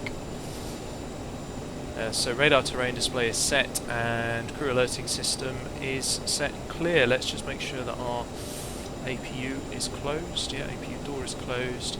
Parking brakes on, reversers are armed, manual crossflow, seatbelts and no smoking signs are on. Love it. So we are all ready to go. So this is set in the correct sense, so like I say, we're going to rotate, we get past V1 at 130, rotate 137, climb at V2 plus 10, 155, until we get to 600 feet autopilot on, and then we'll start applying a little bit of a speed increase after that. Interesting to see how this thing performs, so we're going to try and compare it to a performance chart that I've got access to. Again, it's only from the add-on, so I'll have to take it with a pinch of salt. I couldn't find any other performance charts anyway. So if I start the timer on the takeoff roll, we'll hopefully be able to see how long it takes us to get to flight level 240 in a standard climb. Which, as I said before, we're going to get to 1,000 feet and set 200 for a climb profile, clean up our flaps, then we'll set to 50 to 10,000 feet, then we'll set to 90. All the way up until we reach Mach 0.74, which I don't think we'll reach before we reach 240, which is our cruising altitude. I've got 10,000 feet set at the moment, but I will increase that once we go around the corner and we're en route to Tala, because I think it will climb quite quickly, even at maximum weight. So let's assume we can line up now, so strobe's on, let's get all the landing lights on, taxi light can come back on, and the hydraulic pump should all be in the auto position in actual fact. There we go, on an auto.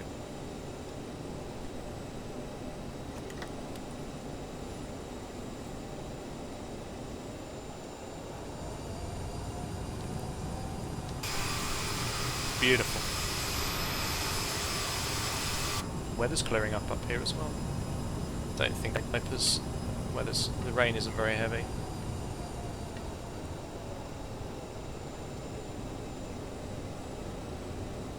So the normal procedure on this aircraft is to set about I think it was 50 or 60% N1 before then releasing the brakes and setting toga.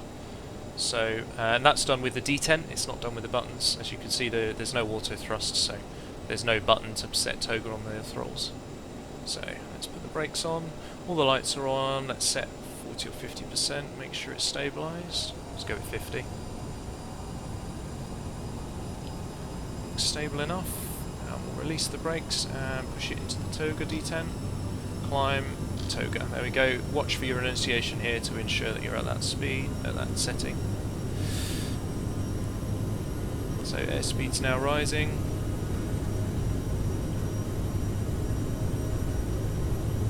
There's 80. That would be your incapacitation check.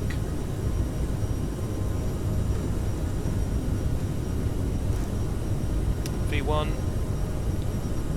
Rotate.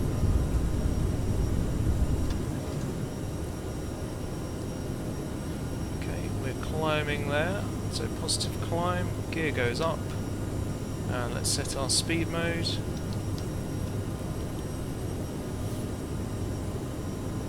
And we're going to engage nav.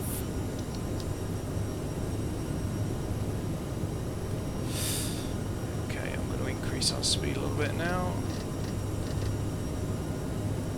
There's acceleration altitude. We should have engaged the autopilot already, but it happened so fast. There we go. As it goes completely off course, autopilot's engaged. Let's set climb. Set a speed of 200.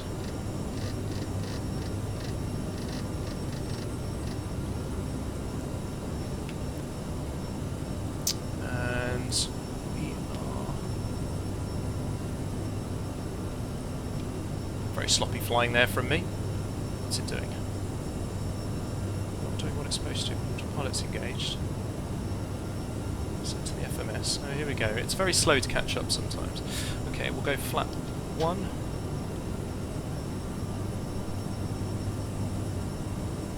Let's get those pitot heats on actually as well.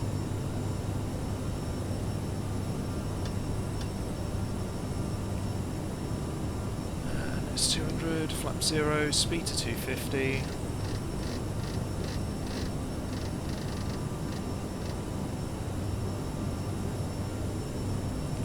Back.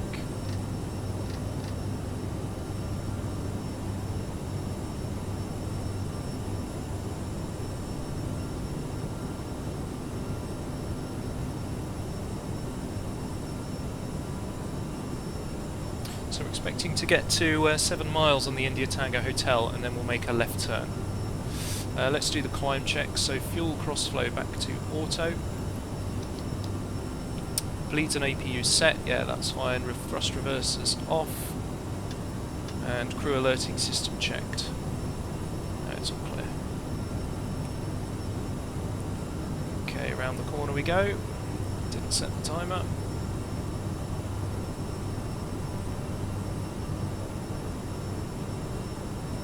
It's quite sluggish on the APU here.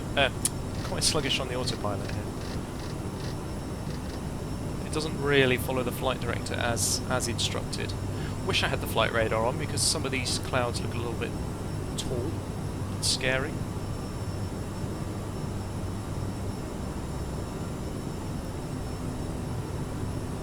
Okay, we're through our transition altitude, so if I press B to cheat, set 1013, and let's continue the climb all the way to 240.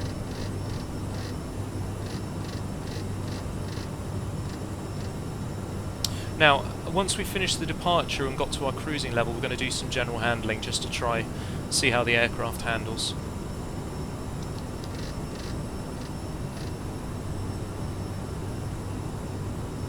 Still a good rate of climb, even at this maximum weight, climbing on a 250 knot profile, which is good to see.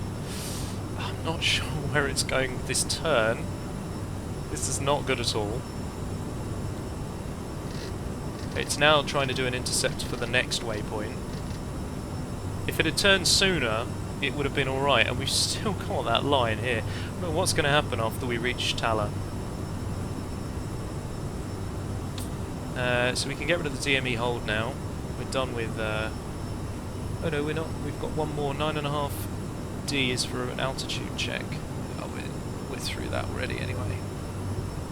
Oh no, we're not. Yeah, we are. There we are. Let's get rid of that. That's gone. 10,000 feet, so what we can do here... Oh, we've got icing as well. Let's put some ice protection on. Put the windscreen's on. Here we go. High and high. There we go. That's the ice protection on, as it's detected ice, you see. 10,000 feet, let's get the landing lights off. Don't know why that's off again. And we can now speed up to 290 as our speed. Great. Next check's a descent check, so we've got a while for that.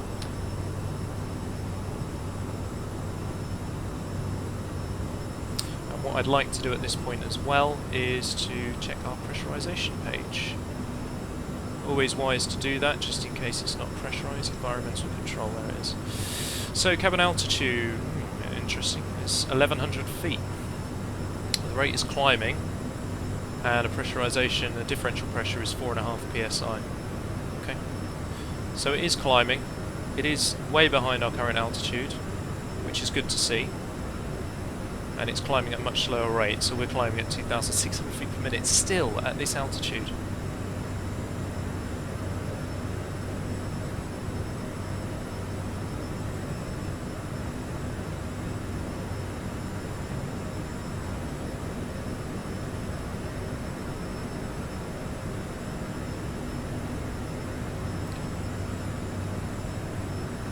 Just pulling up the chart so that we can see how long it should take us to climb to altitude. Not forgetting that obviously I started that timer late, so let's give ourselves another 2 minutes on top of that as well. So we're climbing to flight level 240. And we were at maximum weight, so it should take us about 12 minutes to get to flight level 240.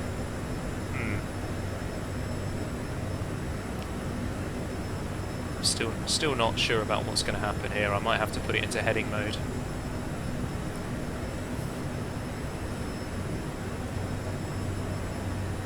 Stays in the climb D10 all the way up. As I say, yeah, okay. Let's not do that. Ladies and gentlemen, we are Not sure why the clicking wasn't responding there. Oh yeah, that's a good reminder. Let's let the passengers out. Still not allowed to smoke. They are allowed to do that. As long as there's no turbulence, we can let them out. So I'm going to tidy this up now by, if we just go direct, and the next one will be Lakey. So if I just tap that and execute that, that should clear the line up. That's what I can. We're waiting for Mach 0.74. Got a long way to go yet. I don't think we'll reach it by the time we get to 24,000 feet, to be honest with you.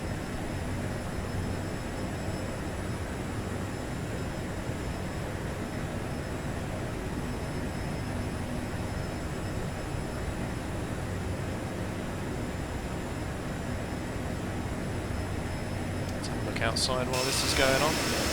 Oh, look at that. Beautiful.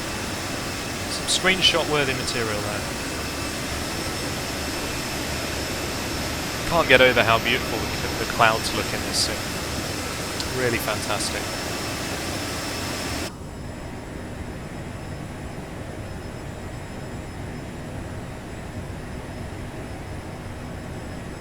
So if we do need to change over to speed mode, it will be done. Correction, if we need to change to Mac mode. It's on the, you push the button here and it will swap you to Mac mode then. So you do that as soon as it says 0.74 up here, and then continue the climb in that mode. But I don't think it's going to get there.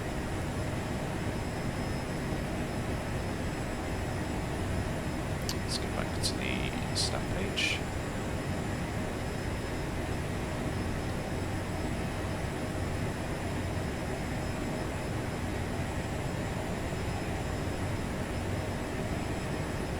So once again we're looking for 12.1 minutes to get to flight level 240 at maximum weight.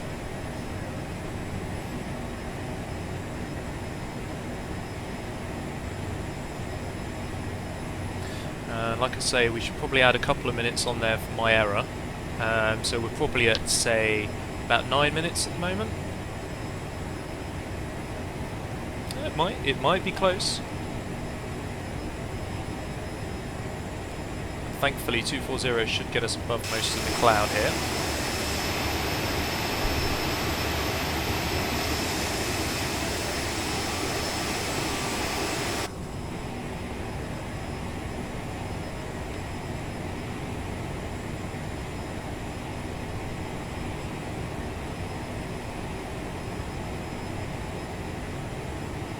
Now we're no longer picking up ice. The current temperature is -36, wow.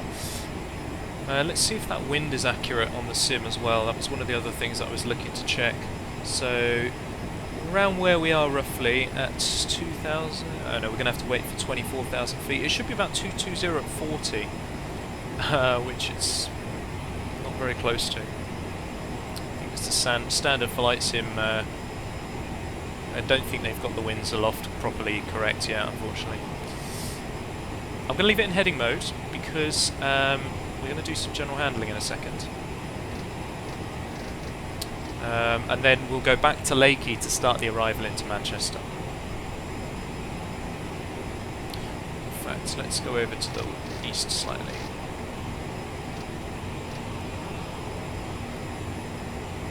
Now, of course, your turns probably won't be included in the climb. Bit of buffet there.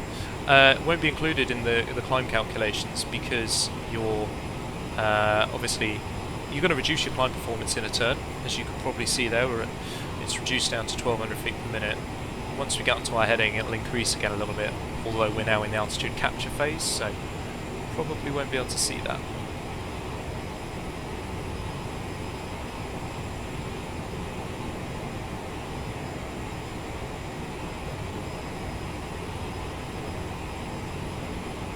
Unfortunately, we're going to be flying in cloud here, which is annoying. So altitude capture mode is engaged.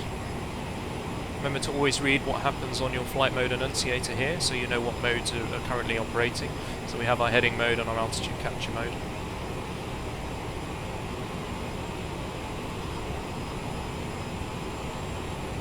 And then altitude locked mode.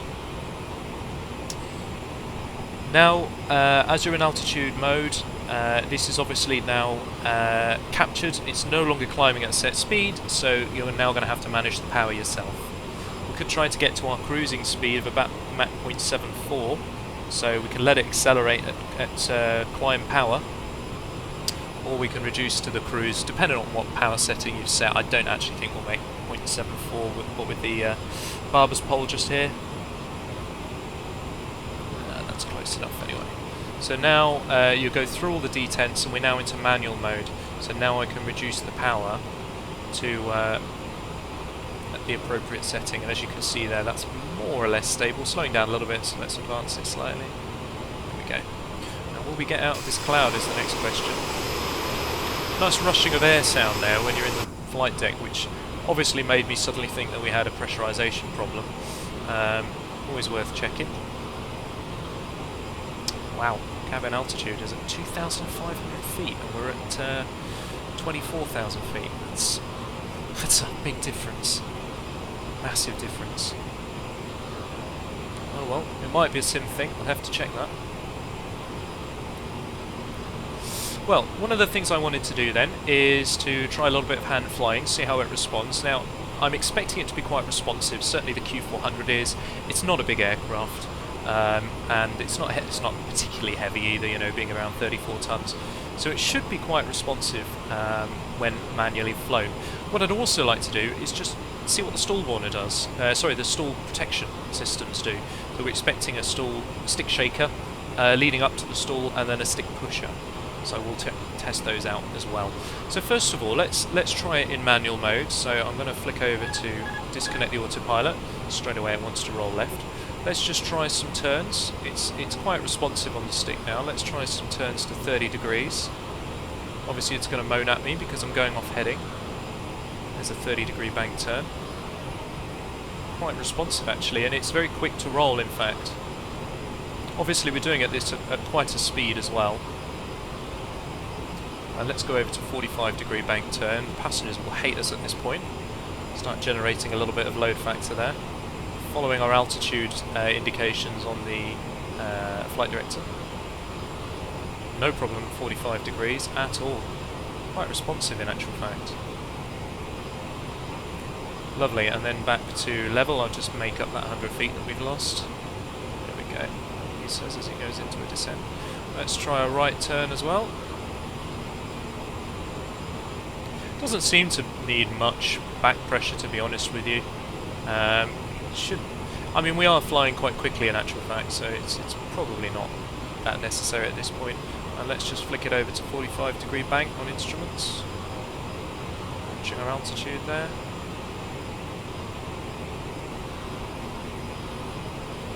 There's 45.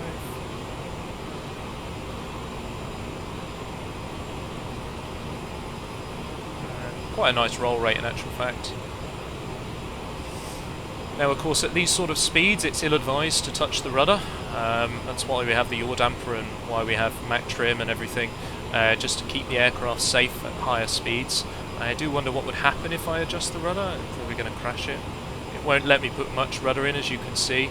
So there will be protection on the rudder system to only allow a small input in above a certain speed, much like I'm used to on the Q400, which is great. Now let's see what it's like to stall this thing. So I'm just going to carry on. In fact, let's centralise. Oh, we are central on the heading mode, and I'm just going to bring it back to idle. Obviously, we'll get loads of warnings.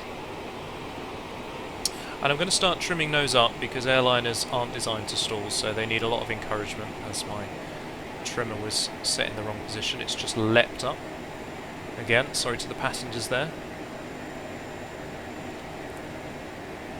Now we expect to lose a lot of height here. Certainly no one really wants to test the stalling of an airliner. Something you would do in a simulator though. There is always that abnormal procedure you'd follow just to practice it in a real aircraft sim for your type racing.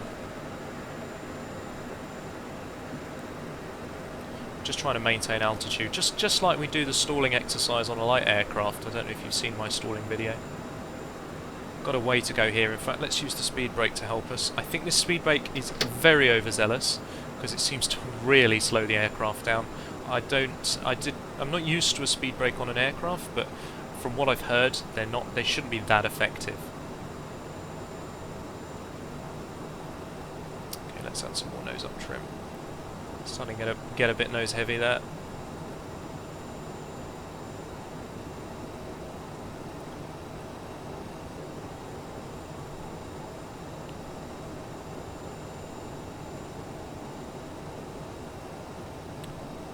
Keep the spoilers out just for now, just to keep the speed bleeding off quite quickly.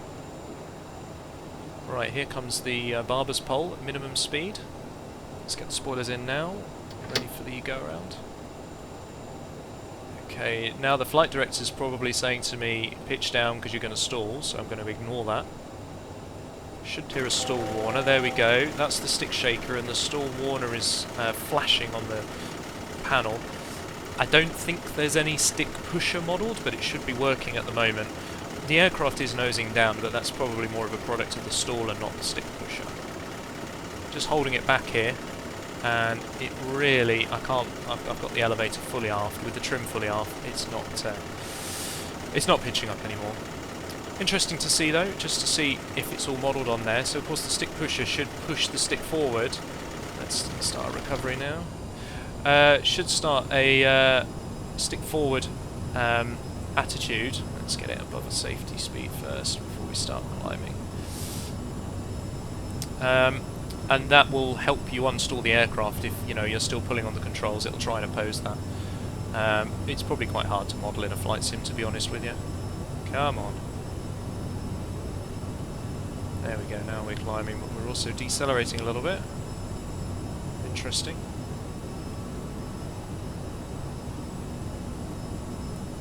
Still decelerating.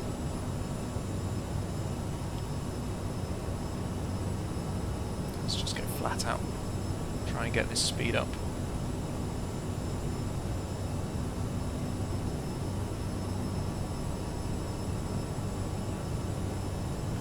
Wonder if the autopilot will help us now. Here we go.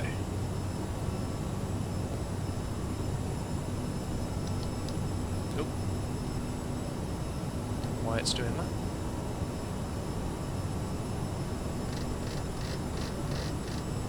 Stop descending.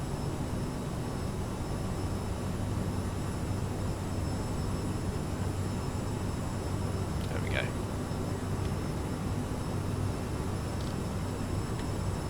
Let's put it back into the climb regime now.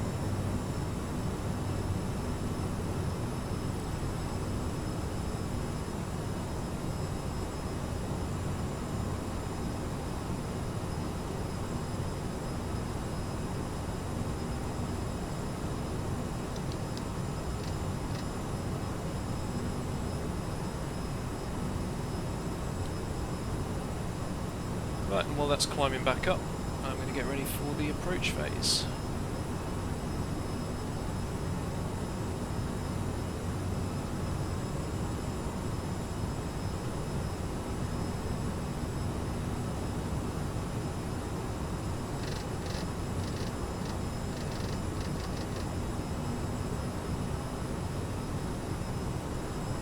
It does some very unusual things with the vertical profile here, which I would say is a bit, again, overzealous compared to the real thing. For example, if you're not at the right speed and you set a climb speed of a certain amount, it should do a slow climb to let it accelerate, and I have seen it sometimes push the nose right over and let the aircraft descend whilst waiting for the speed to build up. I mean, that's just really not going to happen in real life, really not, because you can't be descending when you've been given a climb instruction, potentially by ATC. This looks more appropriate, so I don't know if they've patched it out since I last tested it, but it's at least climbing slightly while it builds up the speed, and then it should then start climbing further once it reaches the desired speed. So I can see that we need flight level 200 by Lakey, so what I'll do, in fact, is I'll get us down to flight level 200 now.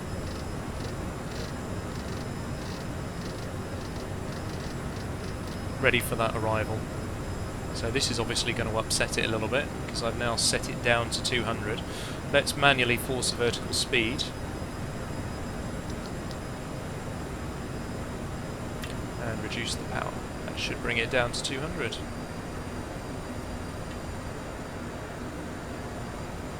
Again, power management is all up to you. Remember that. So of course, if you don't do anything about it, you can easily overspeed the aircraft, or as we've just tested to see how it works, you could end up seeing the stick shaker yourself if you don't manage the speed, the power setting properly. Now, before I get any further, I'm going to set up the hold at Rosen. So there is a hold at Rosen, it doesn't seem to be programmed in. And it should be 172 with a right-hand turn. No, that's not correct.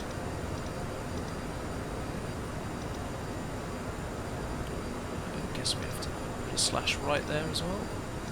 There we go. Interesting. I did say 172.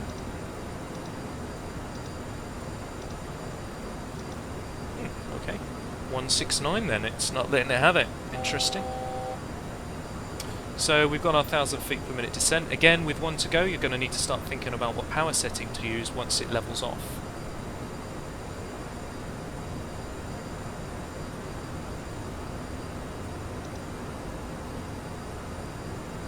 It is a direct join at Rosin. It's been doing some interesting things in hold joins. So it's a bit of an unusual one, this. I'm going to put a 210 knot hold in there as well. I don't want to go too fast around the hold. Is there anything else to note about this hold? It doesn't look like a distance hold, so it should be 1 minute turns. We'll let it do 1.5 minutes actually, because if we're doing it at a faster speed anyway, that'll be necessary. So as you can see, it's levelling off. We're going to have to start pushing the power levers up. I don't know if you noticed it then as well, but something strange happens. I don't know if it's just me, but as I advance the power levers, sometimes it decreases the power first before increasing it, which is very scary when you're on an approach, especially if you lose a bit of speed. Now I want to see if our VNAV page is doing anything, so I'm going to go to the next page here. See if it's got any descent info. It has. Mike Charlie Tango by 3,500. Now there is something before then as well, which should be 7.0 by Rosin. So I'm just going to make sure that the flight plan actually has, sorry, the legs page actually has 7.0 Rosin. No, I was right the first time.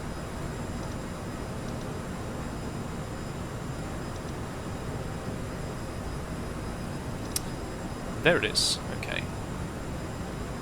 You can also change your outcell page on the DTO page. There we go. So that sends through the altitude selection page there, which is quite handy. And let's say, interesting, we've got two Rosins there. So Lakey, sorry, no, it is Rosin. Rosin should be flight level 7.0.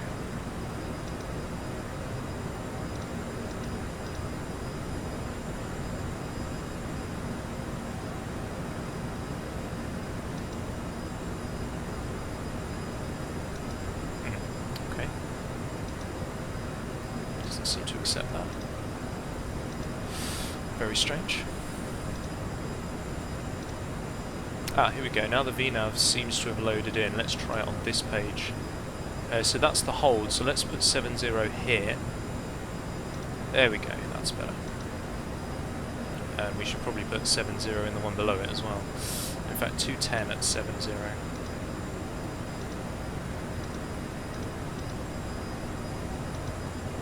Execute that. Can I copy that down to the next one? I can. There we go. So that's all programmed in, so now we should see on the descent page, if we go to descent info, it should have Rosin at 7.0, which it does. Vertical speed required there, so if I get us back onto a direct to Lakey now, hopefully we can use VNAV. I'll start the turn manually and I'll get round to the direct page. So that's actually why there's two Rosins. One of them applies to the hold. It's not clearly indicated here, but that's what it applies to. Now, on a lot of jets, especially one shaped like this, a very streamlined design, it's usually standard knowledge that you can do one of two things. You can descend or you can slow down, and it's very difficult to do both. We'll put that to the test, in fact, and we'll try 260 knots where we're at now. I'd like to be down at 210 by the time we reach the hold. So let's see if we can get that. Let's go direct to Lakey first of all. We'll execute that. There we go. We'll re-engage our navigation mode. And hopefully it will now intercept the direct to Lakey function. And let's put in our altitude of 7.0.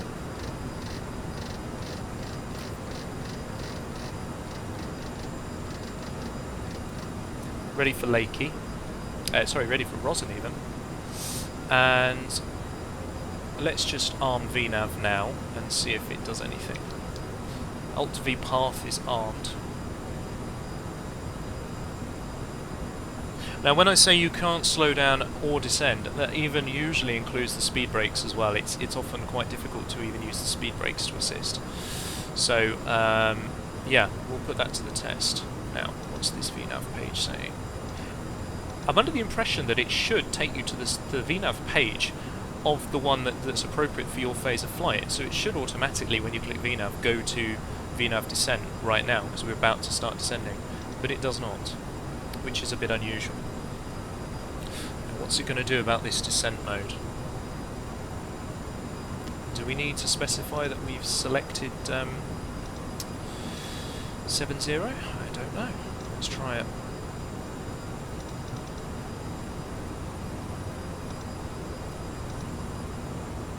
Maybe it needs prompting there.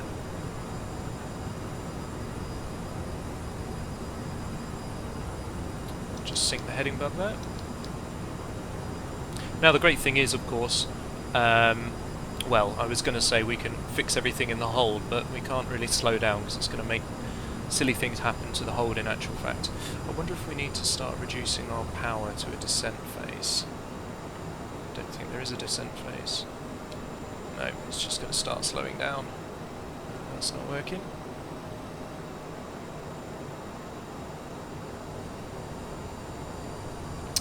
Potentially could be because now we need 400 feet per minute to flight Trent 56.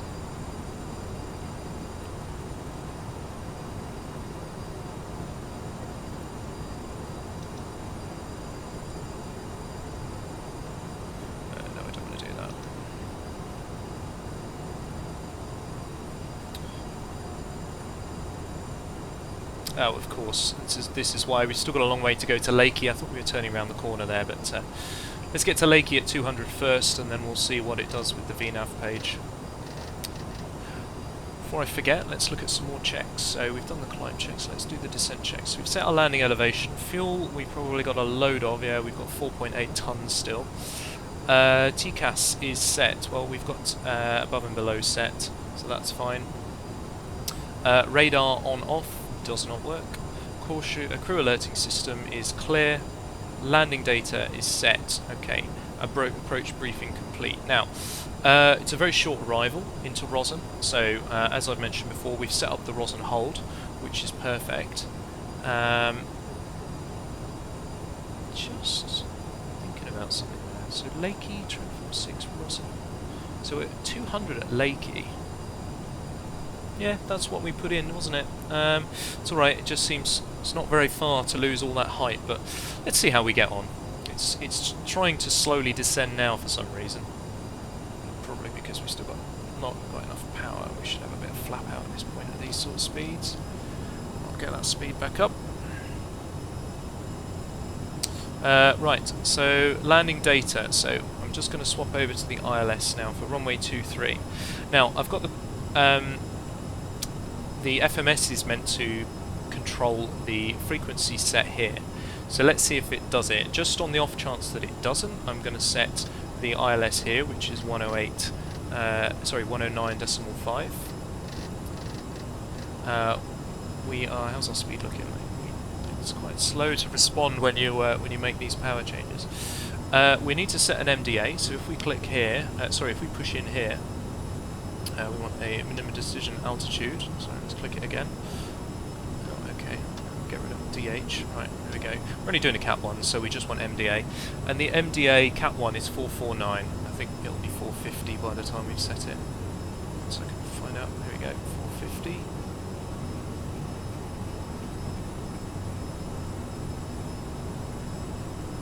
Okay, we're up to a respectable speed now. Okay, so we've got everything set. The inbound course is 232 as well. If we have to, we'll set that also. But let's see if this auto changeover function works all right on the FMS as well. How far have we got to Lakey? We've still got 58 miles at the moment, so it's probably best that I step on it. So I've got a profile again for the standard ILS approach. We'll come back to speed of 180 on the base turn, maybe 170 with flaps 20, just on the base to final intercept. And then we're not going to follow this checklist too much. If I go back to the ILS approach, so the top of descent point is at 10 miles at 3,500 feet. So just outside of 10 miles I'll make sure that I'm fully configured. So as we make the intercept, we'll have flaps 20 already, and just roll out. Say about 240. We'll have flaps 20 out. Now landing flap wise, we need to first of all make sure this is set to the right data. So what we're expecting now is, this is probably why you take the fuel from the aircraft, in all fairness, because now we need to check our perf page again. When we get to that perf. Is there a fuel weight, gross weight? It's 33,996, that was for takeoff, wasn't it? 33,995, yeah, that was our takeoff weight. So it is burning through our fuel. Oh, let's go to the next page. Fuel 100 kilograms, reserve 748, destination fuel 4820. Well, that's what we're at the moment. Let's say, let's do a rough calculation then. Let's say we're down to, in fact, we can take it from here, can't we? So our current weight is 32,611, and at the rate we're going through, let's call it 32 tons for landing. So how do we set this as 32 tons? Well, we'll take a bit of fuel out, he says. Seems to be locked now. I wonder if these are correct then. Let's try that. So they're set. This will obviously set the final approach speed, VREF. Still good. What's that speed doing? We're at 290 now. Let's back off a bit. So I just checked my landing cards, in actual fact. So it's advised that we take a landing flap of 45 anyway, so that's full flap. So we'll take that, and with our current weight, what did we say it was? Sorry. We're going to be at about 32 tons for landing. Now that's going to put us overweight, because maximum landing weight is 3391, but let's try it rather than dump fuel, so we're looking at 139. That's not far away, is it? I'm not sure. I suppose if we took the fuel data from here, no, that doesn't seem to affect it. And I can't change these figures anymore, unfortunately, unless we went to this page. Can't change anything there, no. Okay, so, well, 139, 141, it's 2 knots out, so we'll go with the data that we've been given. We haven't burned a great deal of fuel in this flight anyway.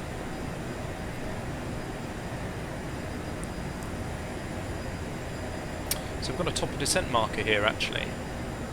So let's zoom in a little bit there. And that'll take us around the corner from Lakey. Interestingly that it's top of descent before Lakey, even though we're at 200 now. It might be if we were at flight level 240, which the FMS was originally programmed with. I should have really tested it from there, in all fairness. It would be nice at some point, you'll have to let me know what you guys think in the comments, but it would be nice at some point if we can get sort of a 2-crew layout on this. I know at this point in time we don't have facility for a shared cockpit. We could certainly do a shared screen or something like that and have a pilot flying and pilot monitoring. Maybe we can get Kitty in to help us with that. Certainly this aircraft is designed to be flown with 2 crew members, so on your own there's going to be a lot of things you want to make sure you're doing, and it can cause mistakes to be made, and that's one of the main reasons that we have 2 crew members. Let's do the descent page. So we have done all of that. So we've done the landing data now. The approach briefing, I've sort of talked about what profile I'm going to fly. Let's talk about our autopilot disconnect height. Let's say I'm going to hand fly this, so what we'll do is when we're on the base to final intercept, I'll pull out the autopilot and we'll fly it manually, much like we can do on the line as well.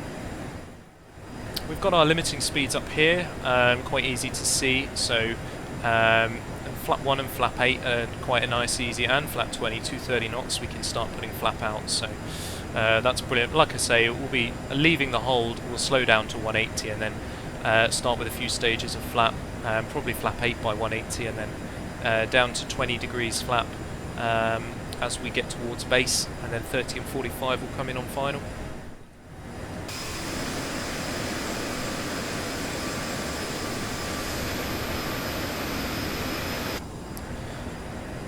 Currently still got our ice protection on. Have to remember to turn that off once we're out of icing conditions. But at the moment, it's still quite solid out there. In fact, let's take some of these off because we do lose a bit of power with these on as well. So let's turn the cowling icing off and the wing. In fact, once we get an ice alert on here, we'll put them back on again. It may well be as we get a bit warmer, then we start to pick up a bit of ice again. Certainly when you get really, really cold, it tends to be ice crystals out there already, and they tend not to be able to stick to the airframe. So it's only when it's getting towards water temperatures that you start to pick up water that then freezes. Or even ice that slightly melts and then refreezes on the airframe. And that's what our little ice detector probe is doing. It's picking up when ice starts to form, and it'll alert you in the flight deck. So I've got a very strange arrangement here with the...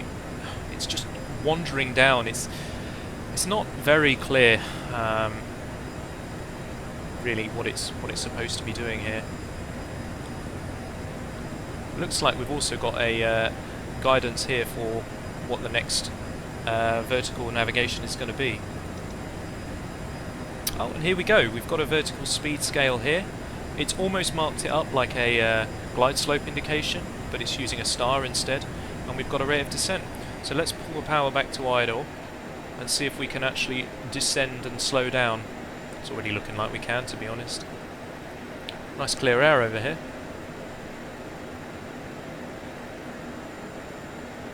You can see the hold is painting here, so hopefully that'll give us an indication of what it's actually going to be doing. I'm not sure why this is flashing. In fact, is it because... it is. So again, it's going to be 6,000 feet around here. Remember to check your flight level for the descent as well. There we go, that's cleared that.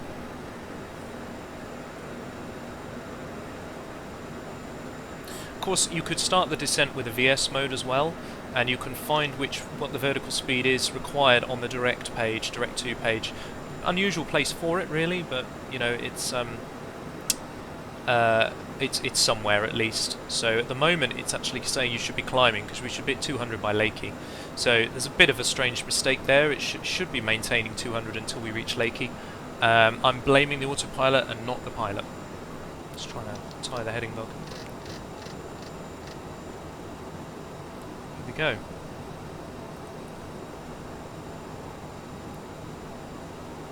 Now some of these turns it seems to have done better than others, so as you probably saw before, it did overshoot the turn on the way out.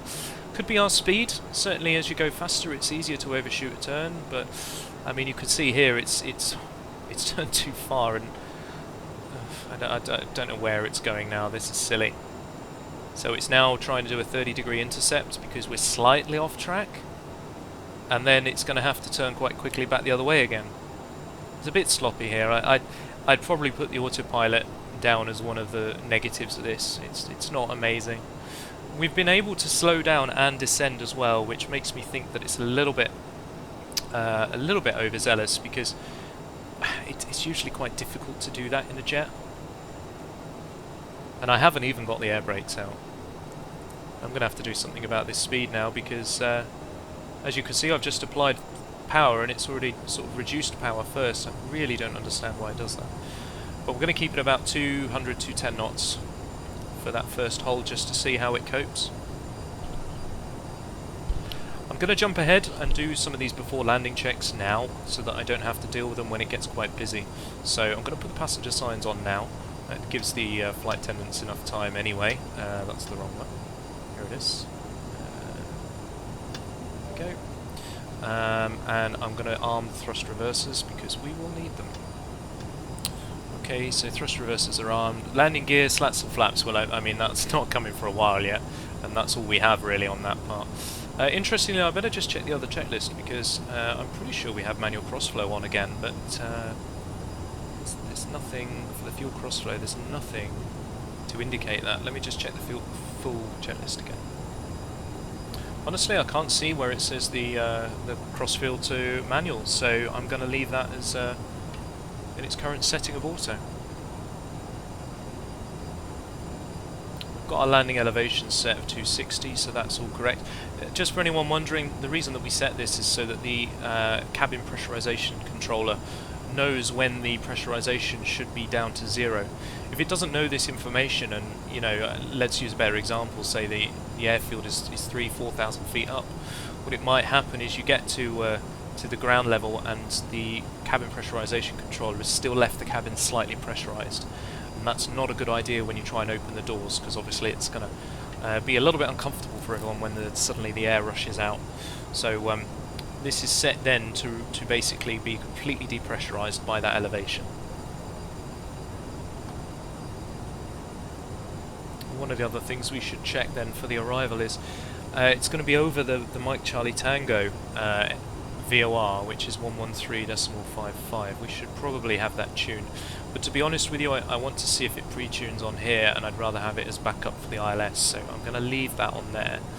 But what I want to do is check, we should be at 3,500 feet is the next point after Rosen, so let's just check that on the VNav page. There we go, yeah, 3,500 at the Mike Charlie Tango, and of course at 6,000 is when we swap back to altitudes. And I'm going to cheat and use the B button again for that, but you can check the QNH at Manchester. QNH is 1,000 at Manchester apparently.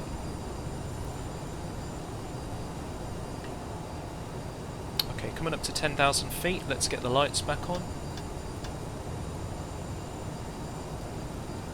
And pressurization is descending nicely. We've still got a cabin altitude of 1,400 feet.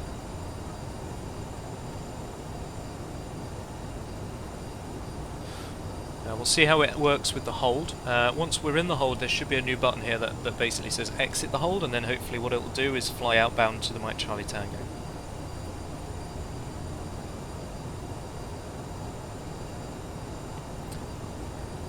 We've got a warning here that says the localizer will be tuned. And it has tuned it. I don't know why it's saying that on there. That's great stuff. So at this point we wouldn't really be able to monitor Manchester anyway, because it would try and overwrite it with that, which is interesting. Although we could have it on nav 2. Let's see if it'll let us do that. 355.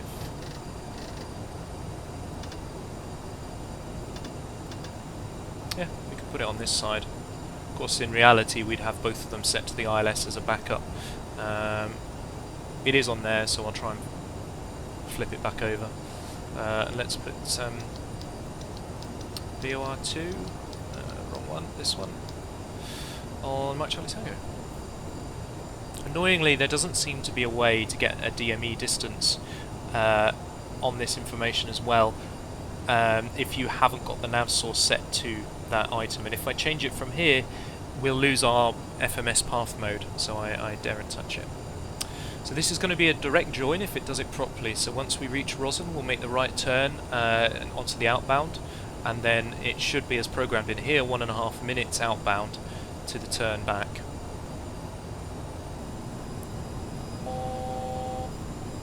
Okay, there's 1,000 feet to go.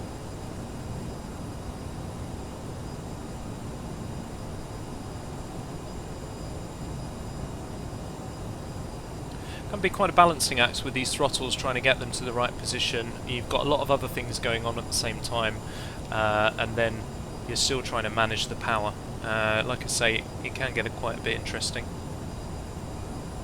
That's another reason why it's useful to have 2 crew members.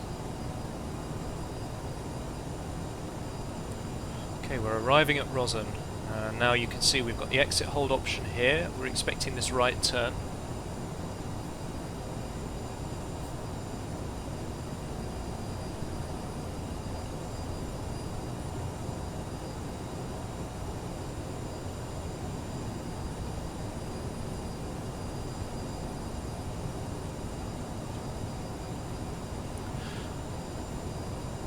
Looks to me like it might not be following this hold line very well.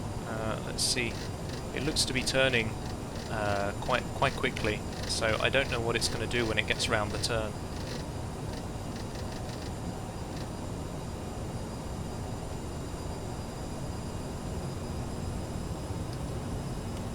Just stage a flap out there. The speed's got away with me again.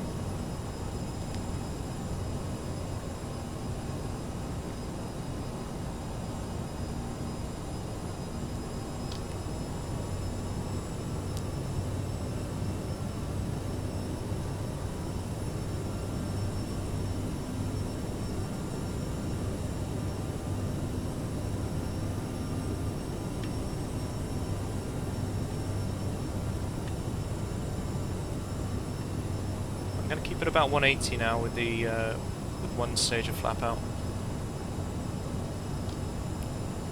Now it did do a very sharp turn there. That's another reason, and you can see you need to learn from the mistake that you've just seen play out there. That sharp turn caused a tremendous loss of speed, and it's also caused us to really turn too much for the hold. So now what it's doing is it's playing catch up, and it's flying almost a 30-degree intercept, as you can see here, to then try and get on the correct outbound leg for the hold, which, if you ask me, is really messy. It's autopilot and the flight management system are a little bit janky when it comes to this.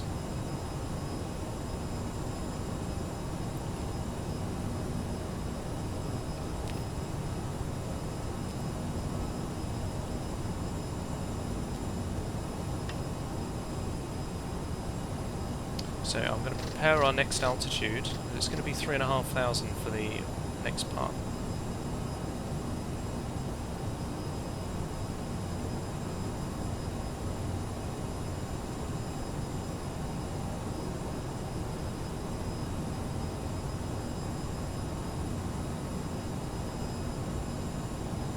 Okay, so now we're on the outbound leg. Let's see how long it takes.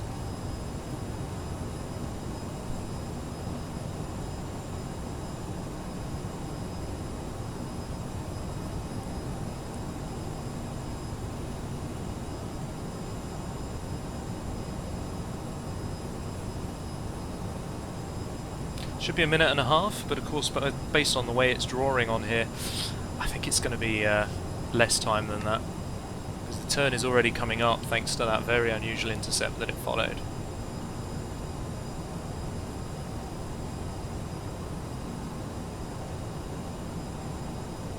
Yeah, it's really early on that again for that reason.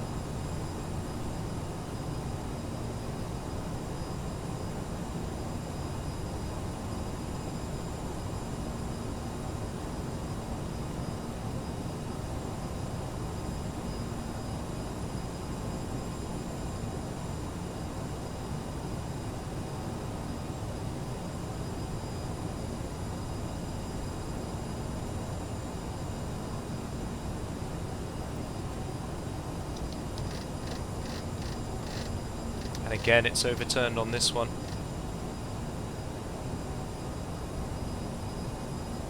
What I'm going to do now is see if I can get it to exit the hold. What it should do is go over the beacon once more and then exit after that. So the exit is armed.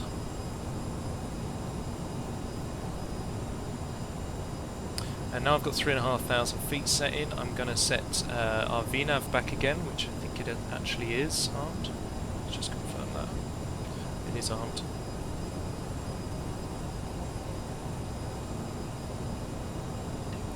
Not sure where it's going this time round.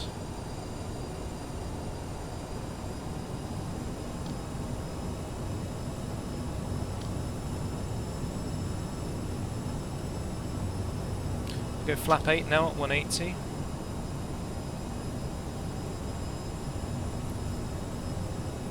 And then the next flap selection will be 20, just as we get overhead the Mike Charlie Tango.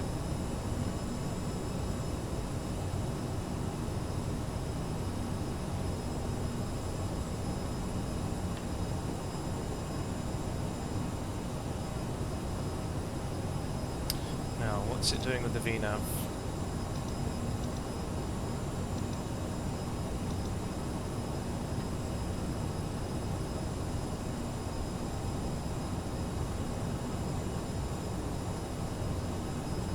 Something very unusual here. I'm not really sure what it's doing with the autopilot. We're still off track and it's turning the wrong way. Now it's saying turn left.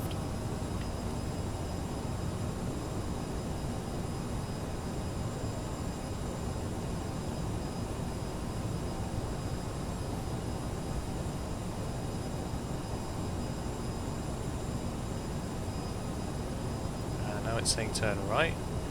Wow. Some serious oscillation going on here.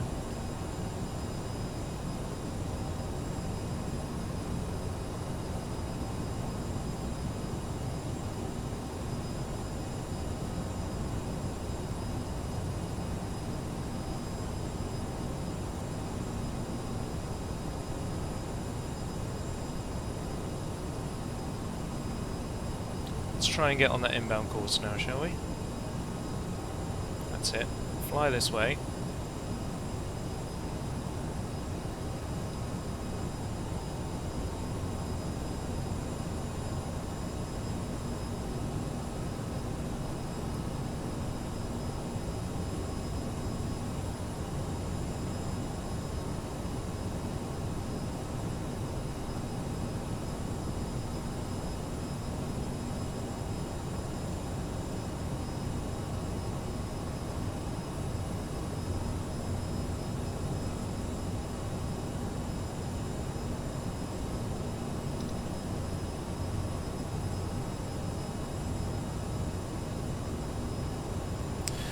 Really seem to be initiating that descent. Oh no, it is starting it now actually.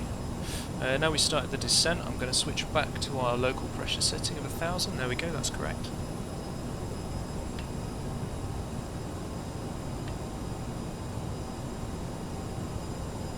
What it might be trying to do is a continuous descent approach, which would be quite nice to see, but based on the way it's been responding with everything else, I might be inclined not to trust it.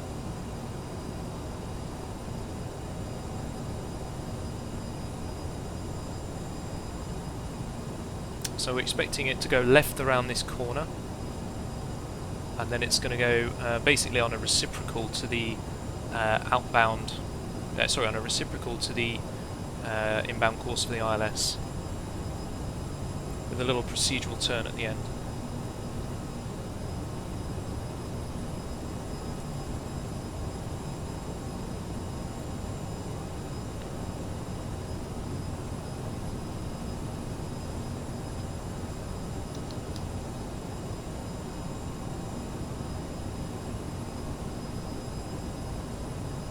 What you need to realise as well is these altitudes here, it's marked them as it says A, 3,500 A, it means we can be above that as we pass over. And you've noticed then it says on a few of them, flight level 6657375, and it descends you slowly down to the final approach fix, which is actually, you know, a better way of doing it. It's trying to fly a constant descent, continuous descent rather. So that's fine in my book, as long as it gets to the 3.5 by the 10 miles.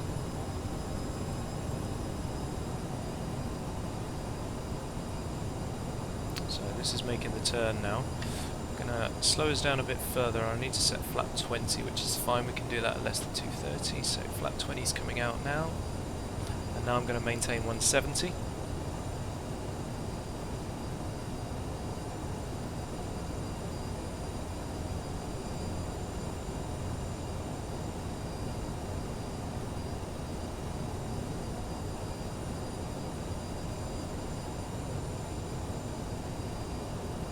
Now, it looks like we might be having a bit of an issue coming up. So, we've got what should be termed as a procedural turn at the end to get us back onto the final approach fix. Now, it should be done as a turn to the left, followed by a turn to the right after a set amount of time or distance. Now, it looks to me like that's saying a left turn afterwards, so I think this is going to be another problem that we're going to have to overcome in terms of how it wants to then intercept, because it should be a right turn, so I may have to do that manually.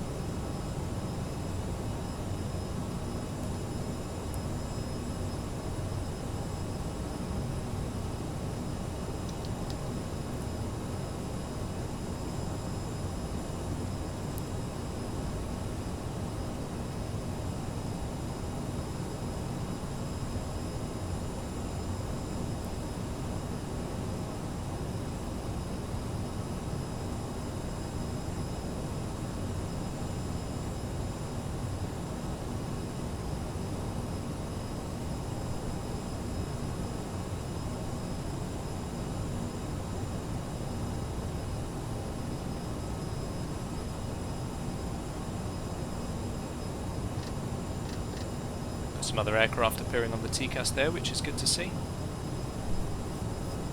Thankfully they're a lot further below us. Looks like they're on their final approach.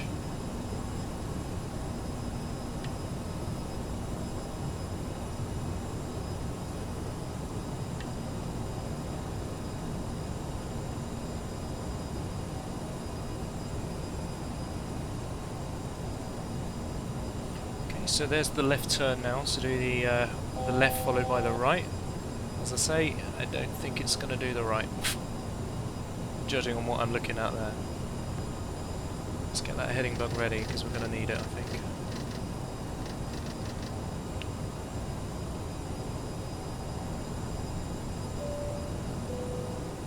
Ladies and gentlemen, we are about to land. Please remain seated until we have stopped. Well, she knows what's going on.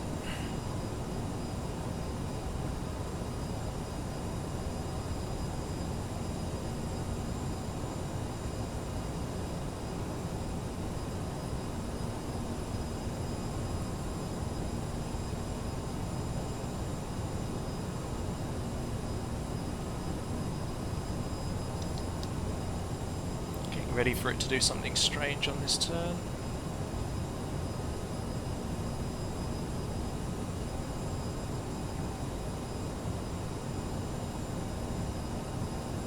But I'm going to preempt it a little bit and start it going to the right, I think.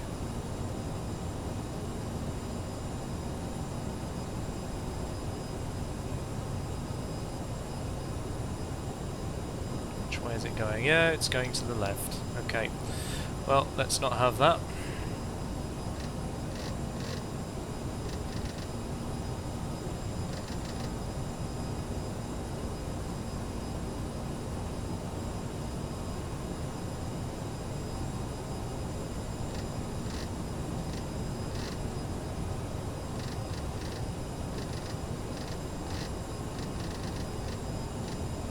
I'm going to swing this all the way around so it's a reciprocal, so then hopefully we'll be intercepting at the right time. Our altitude's looking good, it's just steepened the turn a bit, so our speed has bled off again.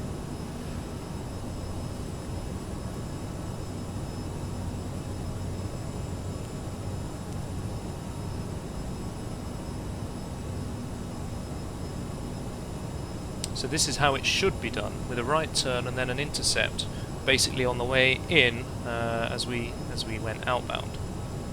So we're coming up on the heading. I'm going to now arm the approach mode and see what happens.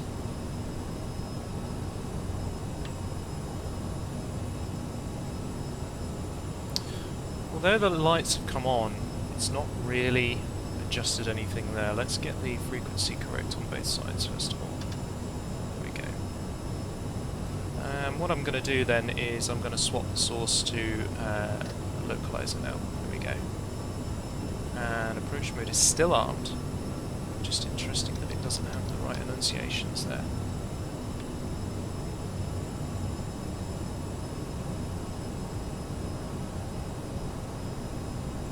Let's switch it to VS because it's not coming down the way I want it to. Come on.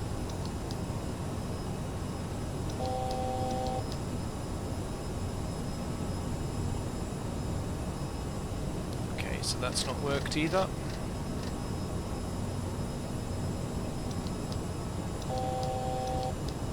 There we go. So we'll get one more stage of flap down. Try and rearm the approach mode, there we go. Put that gear down now.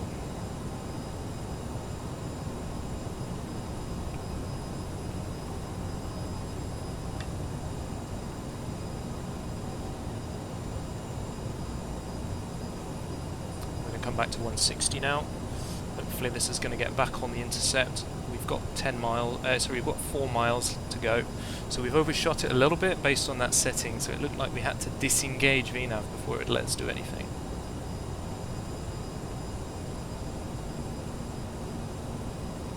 That might be the operator error, or it might be something going on with the sim. Certainly it likes to overshoot a lot anyway.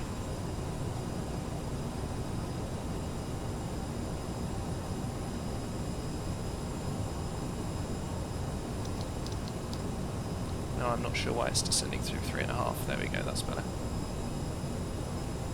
Now the glide slope is armed, altitude's captured, localizer is coming in. Now we're down to 1 dot, so we've got gear down, let's go full flap.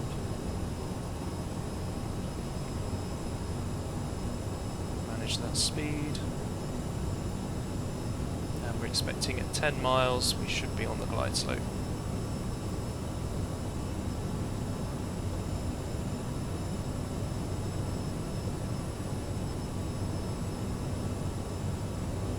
So we've got flaps 45, gear is down 3 greens. Now we're going over the top, let's bleed some power off. But not too much power. I'm going to hand fly it now, it got a little busy there, but now I can safely fly the aircraft.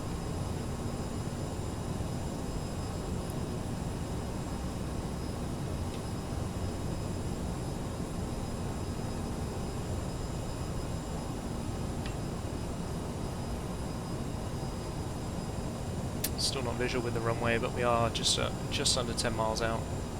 It's probably under the cloud ahead. Nice and responsive on the approach. Still quite responsive even at these speeds. The radar's just come in, so now that's reading in green just under the BFD.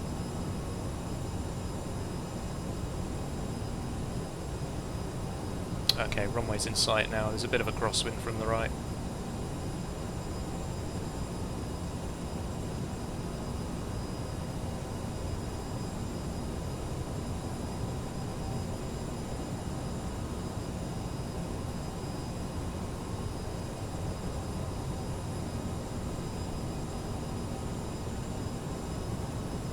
Now you've got to be very careful with these throttle responses, because as you already noticed, it is quite slow to respond. So quite often you'll find that you put too much throttle in and suddenly your speed is getting carried away too much. But then too little, of course, and it's you're having the opposite effect. It's not as quick and responsive as a turboprop is, certainly, for what I'm used to.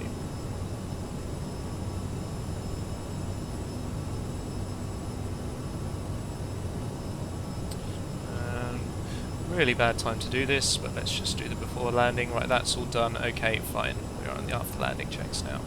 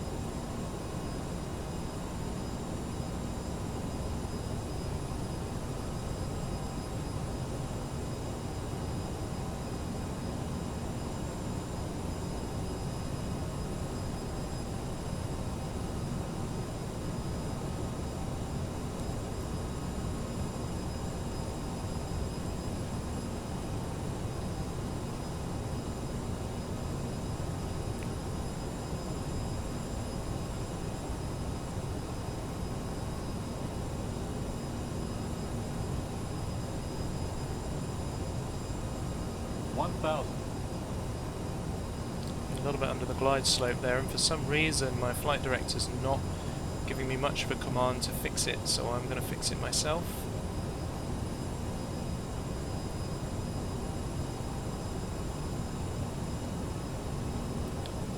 Seems to get very unusual towards the latter stages of the approach. The flight director seems to give you some very unusual information. If you fly this on autopilot as well, it obviously is going to do some very strange things to you. So we've got 2 whites, 2 reds out the window there, so I'm going to concentrate on that. A little bit under the approach speed there, so I'm just going to squeeze a bit more power in. 500. Still got about 10 knots from the right of the crosswind. I've gone 3 reds again. 400.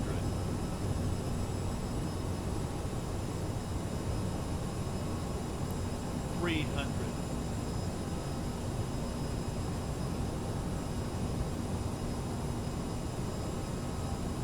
200. Oh, there's an aircraft lining up. Of course there is. Probably taking off, but oh well. 100. Just do the naughty 50. that. 40. That's 30. wide. 20. 10. Okay, a little bit right aileron, pressing F2, applying the brakes, reversers are on now. Slows down quite quickly. Brakes off, let's take the next high speed.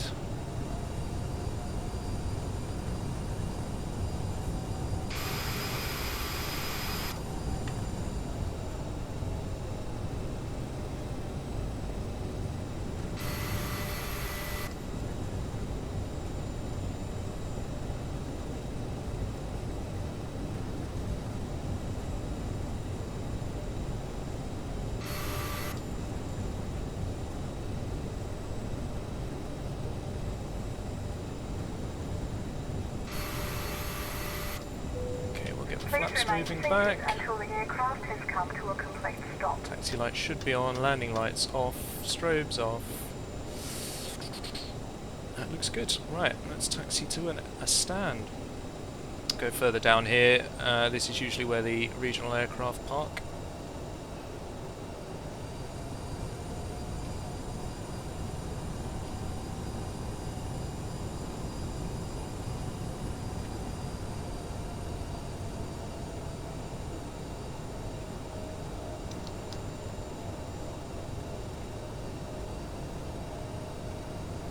Disengage some modes there. Let's look at our checklist here. So APU on off. Let's get that back on, shall we?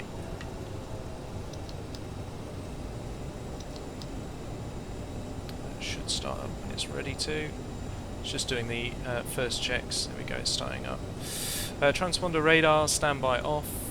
Just make sure I'm not coming off the track there. There we go, standby. Radar was never on. Slats and flaps 0. Lights and probes off. Okay.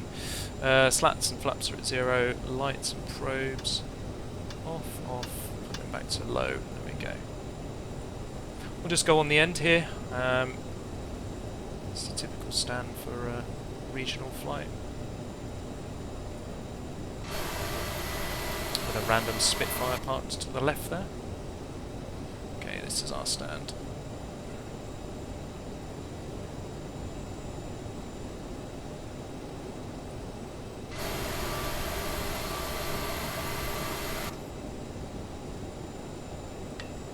Taxi light can go off.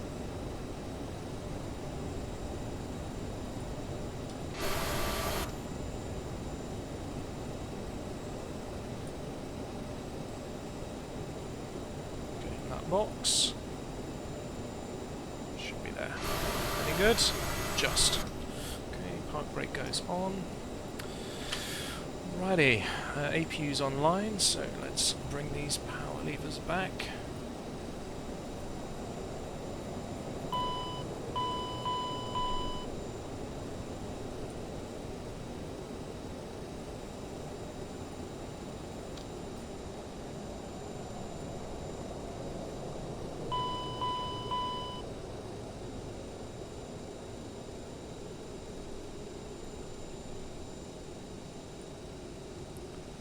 Okay, there we go, guys. I'm going to shut down. Engines are stopped now, so beacon can go off.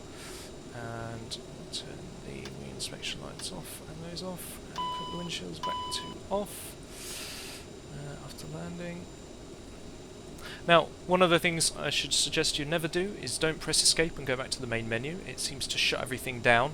I'll have to show you that at some point. Parking brake is off. Seat belts can go off now. Thrust levers shut off, anti-ice off, fuel pumps off. They're off. Beacon off, we've done that. Nose wheel steering off. Okay, there we go, guys. Well, what a nice aircraft. So, I've got a summary. I mean, there's obviously some good points and some bad points. So we've got a great visual model, really. I mean, the detail is fantastic. And while I'm on that subject as well, we've got some great audio too. We've got shout out to our senior cabin crew member Sharon, very astute as well. What's next? As an airliner for Flight Sim, it's a solid effort for a first add-on, really. I'm sure there's going to be some updates to sort all the negatives that I'm going to come up with in a second, but it's a really solid effort so far. We've got some good detail in some of the systems. There are a few that are lacking, but I've got a lot of appreciation for those that are quite detailed. We've got a good selection of liveries. A lot of effort's gone into those, and it looks like they're quite accurate, quite true to life, so pretty impressive. And obviously with the aircraft you get a good folder full of documentation. There's about 8 different individual items in that documentation folder, so there's a lot of information you can read up on as well. For the most part, the EFB seems quite useful, obviously apart from the issues that we've already discovered, and I think that's pretty much it for the pros. It takes me on to the cons, really. We've already noticed at the start bit of a strange logic to the hydraulics. I don't think Flight Sim seems to really handle them properly. But again, that might be something that's sorted in the future. No clickable circuit breakers. I mean, you could argue that that's a study level thing, and this is probably not aimed at that, so I'm possibly being a bit too harsh there. Or it could just be something that comes out in a future patch. We've already seen how the flight director and autopilot do some strange things. It could be because of the information that's being fed to it from the FMS, so we've got a bit of a peculiarity with that one as well. Some of it could have been user error. I mean, the mashing of buttons to get the approach mode engaged, that could have just been an aircraft thing. But if I want to hand fly this, I'll probably use the flight directors, and that's still going to cause the same problems as before, because whatever's driving the flight director seems to be a bit strange. What I should add at this point as well is we did test some of these arrivals on the standard aircraft in Flight Sim, and these problems weren't apparent. Certainly for those turns that go the wrong way on intercepts for ILSs and strange behaviour in the holds, doesn't do it in the standard aircraft, so this is something that this add-on has brought in.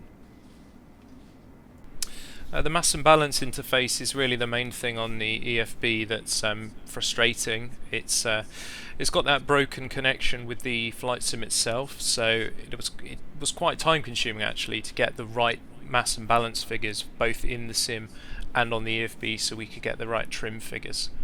Bit annoying, that one. Possibly again being a bit picky on this, but the flight model, there were a few little peculiarities. Like I mentioned before, this is meant to be a very slippery aircraft, and by that I mean it's hard to slow down. I didn't have any issues with that really, and I could even do it while descending, so I feel that wasn't quite there with the flight model. But as a counter-argument to that, the book figures were pretty accurate in terms of time to climb and things like that, so there's a plus. And it's just a little point at the end really. That APU power switch, I really think that should have an annunciation on it, rather than glancing down at the engine displays to see if it's all powered up. But as I say, that's a bit picky from me.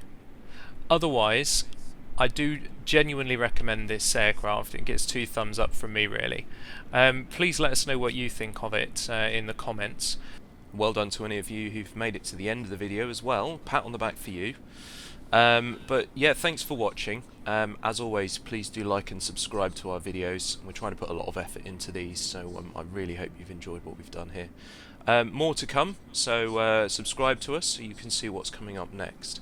And yeah, thanks for watching.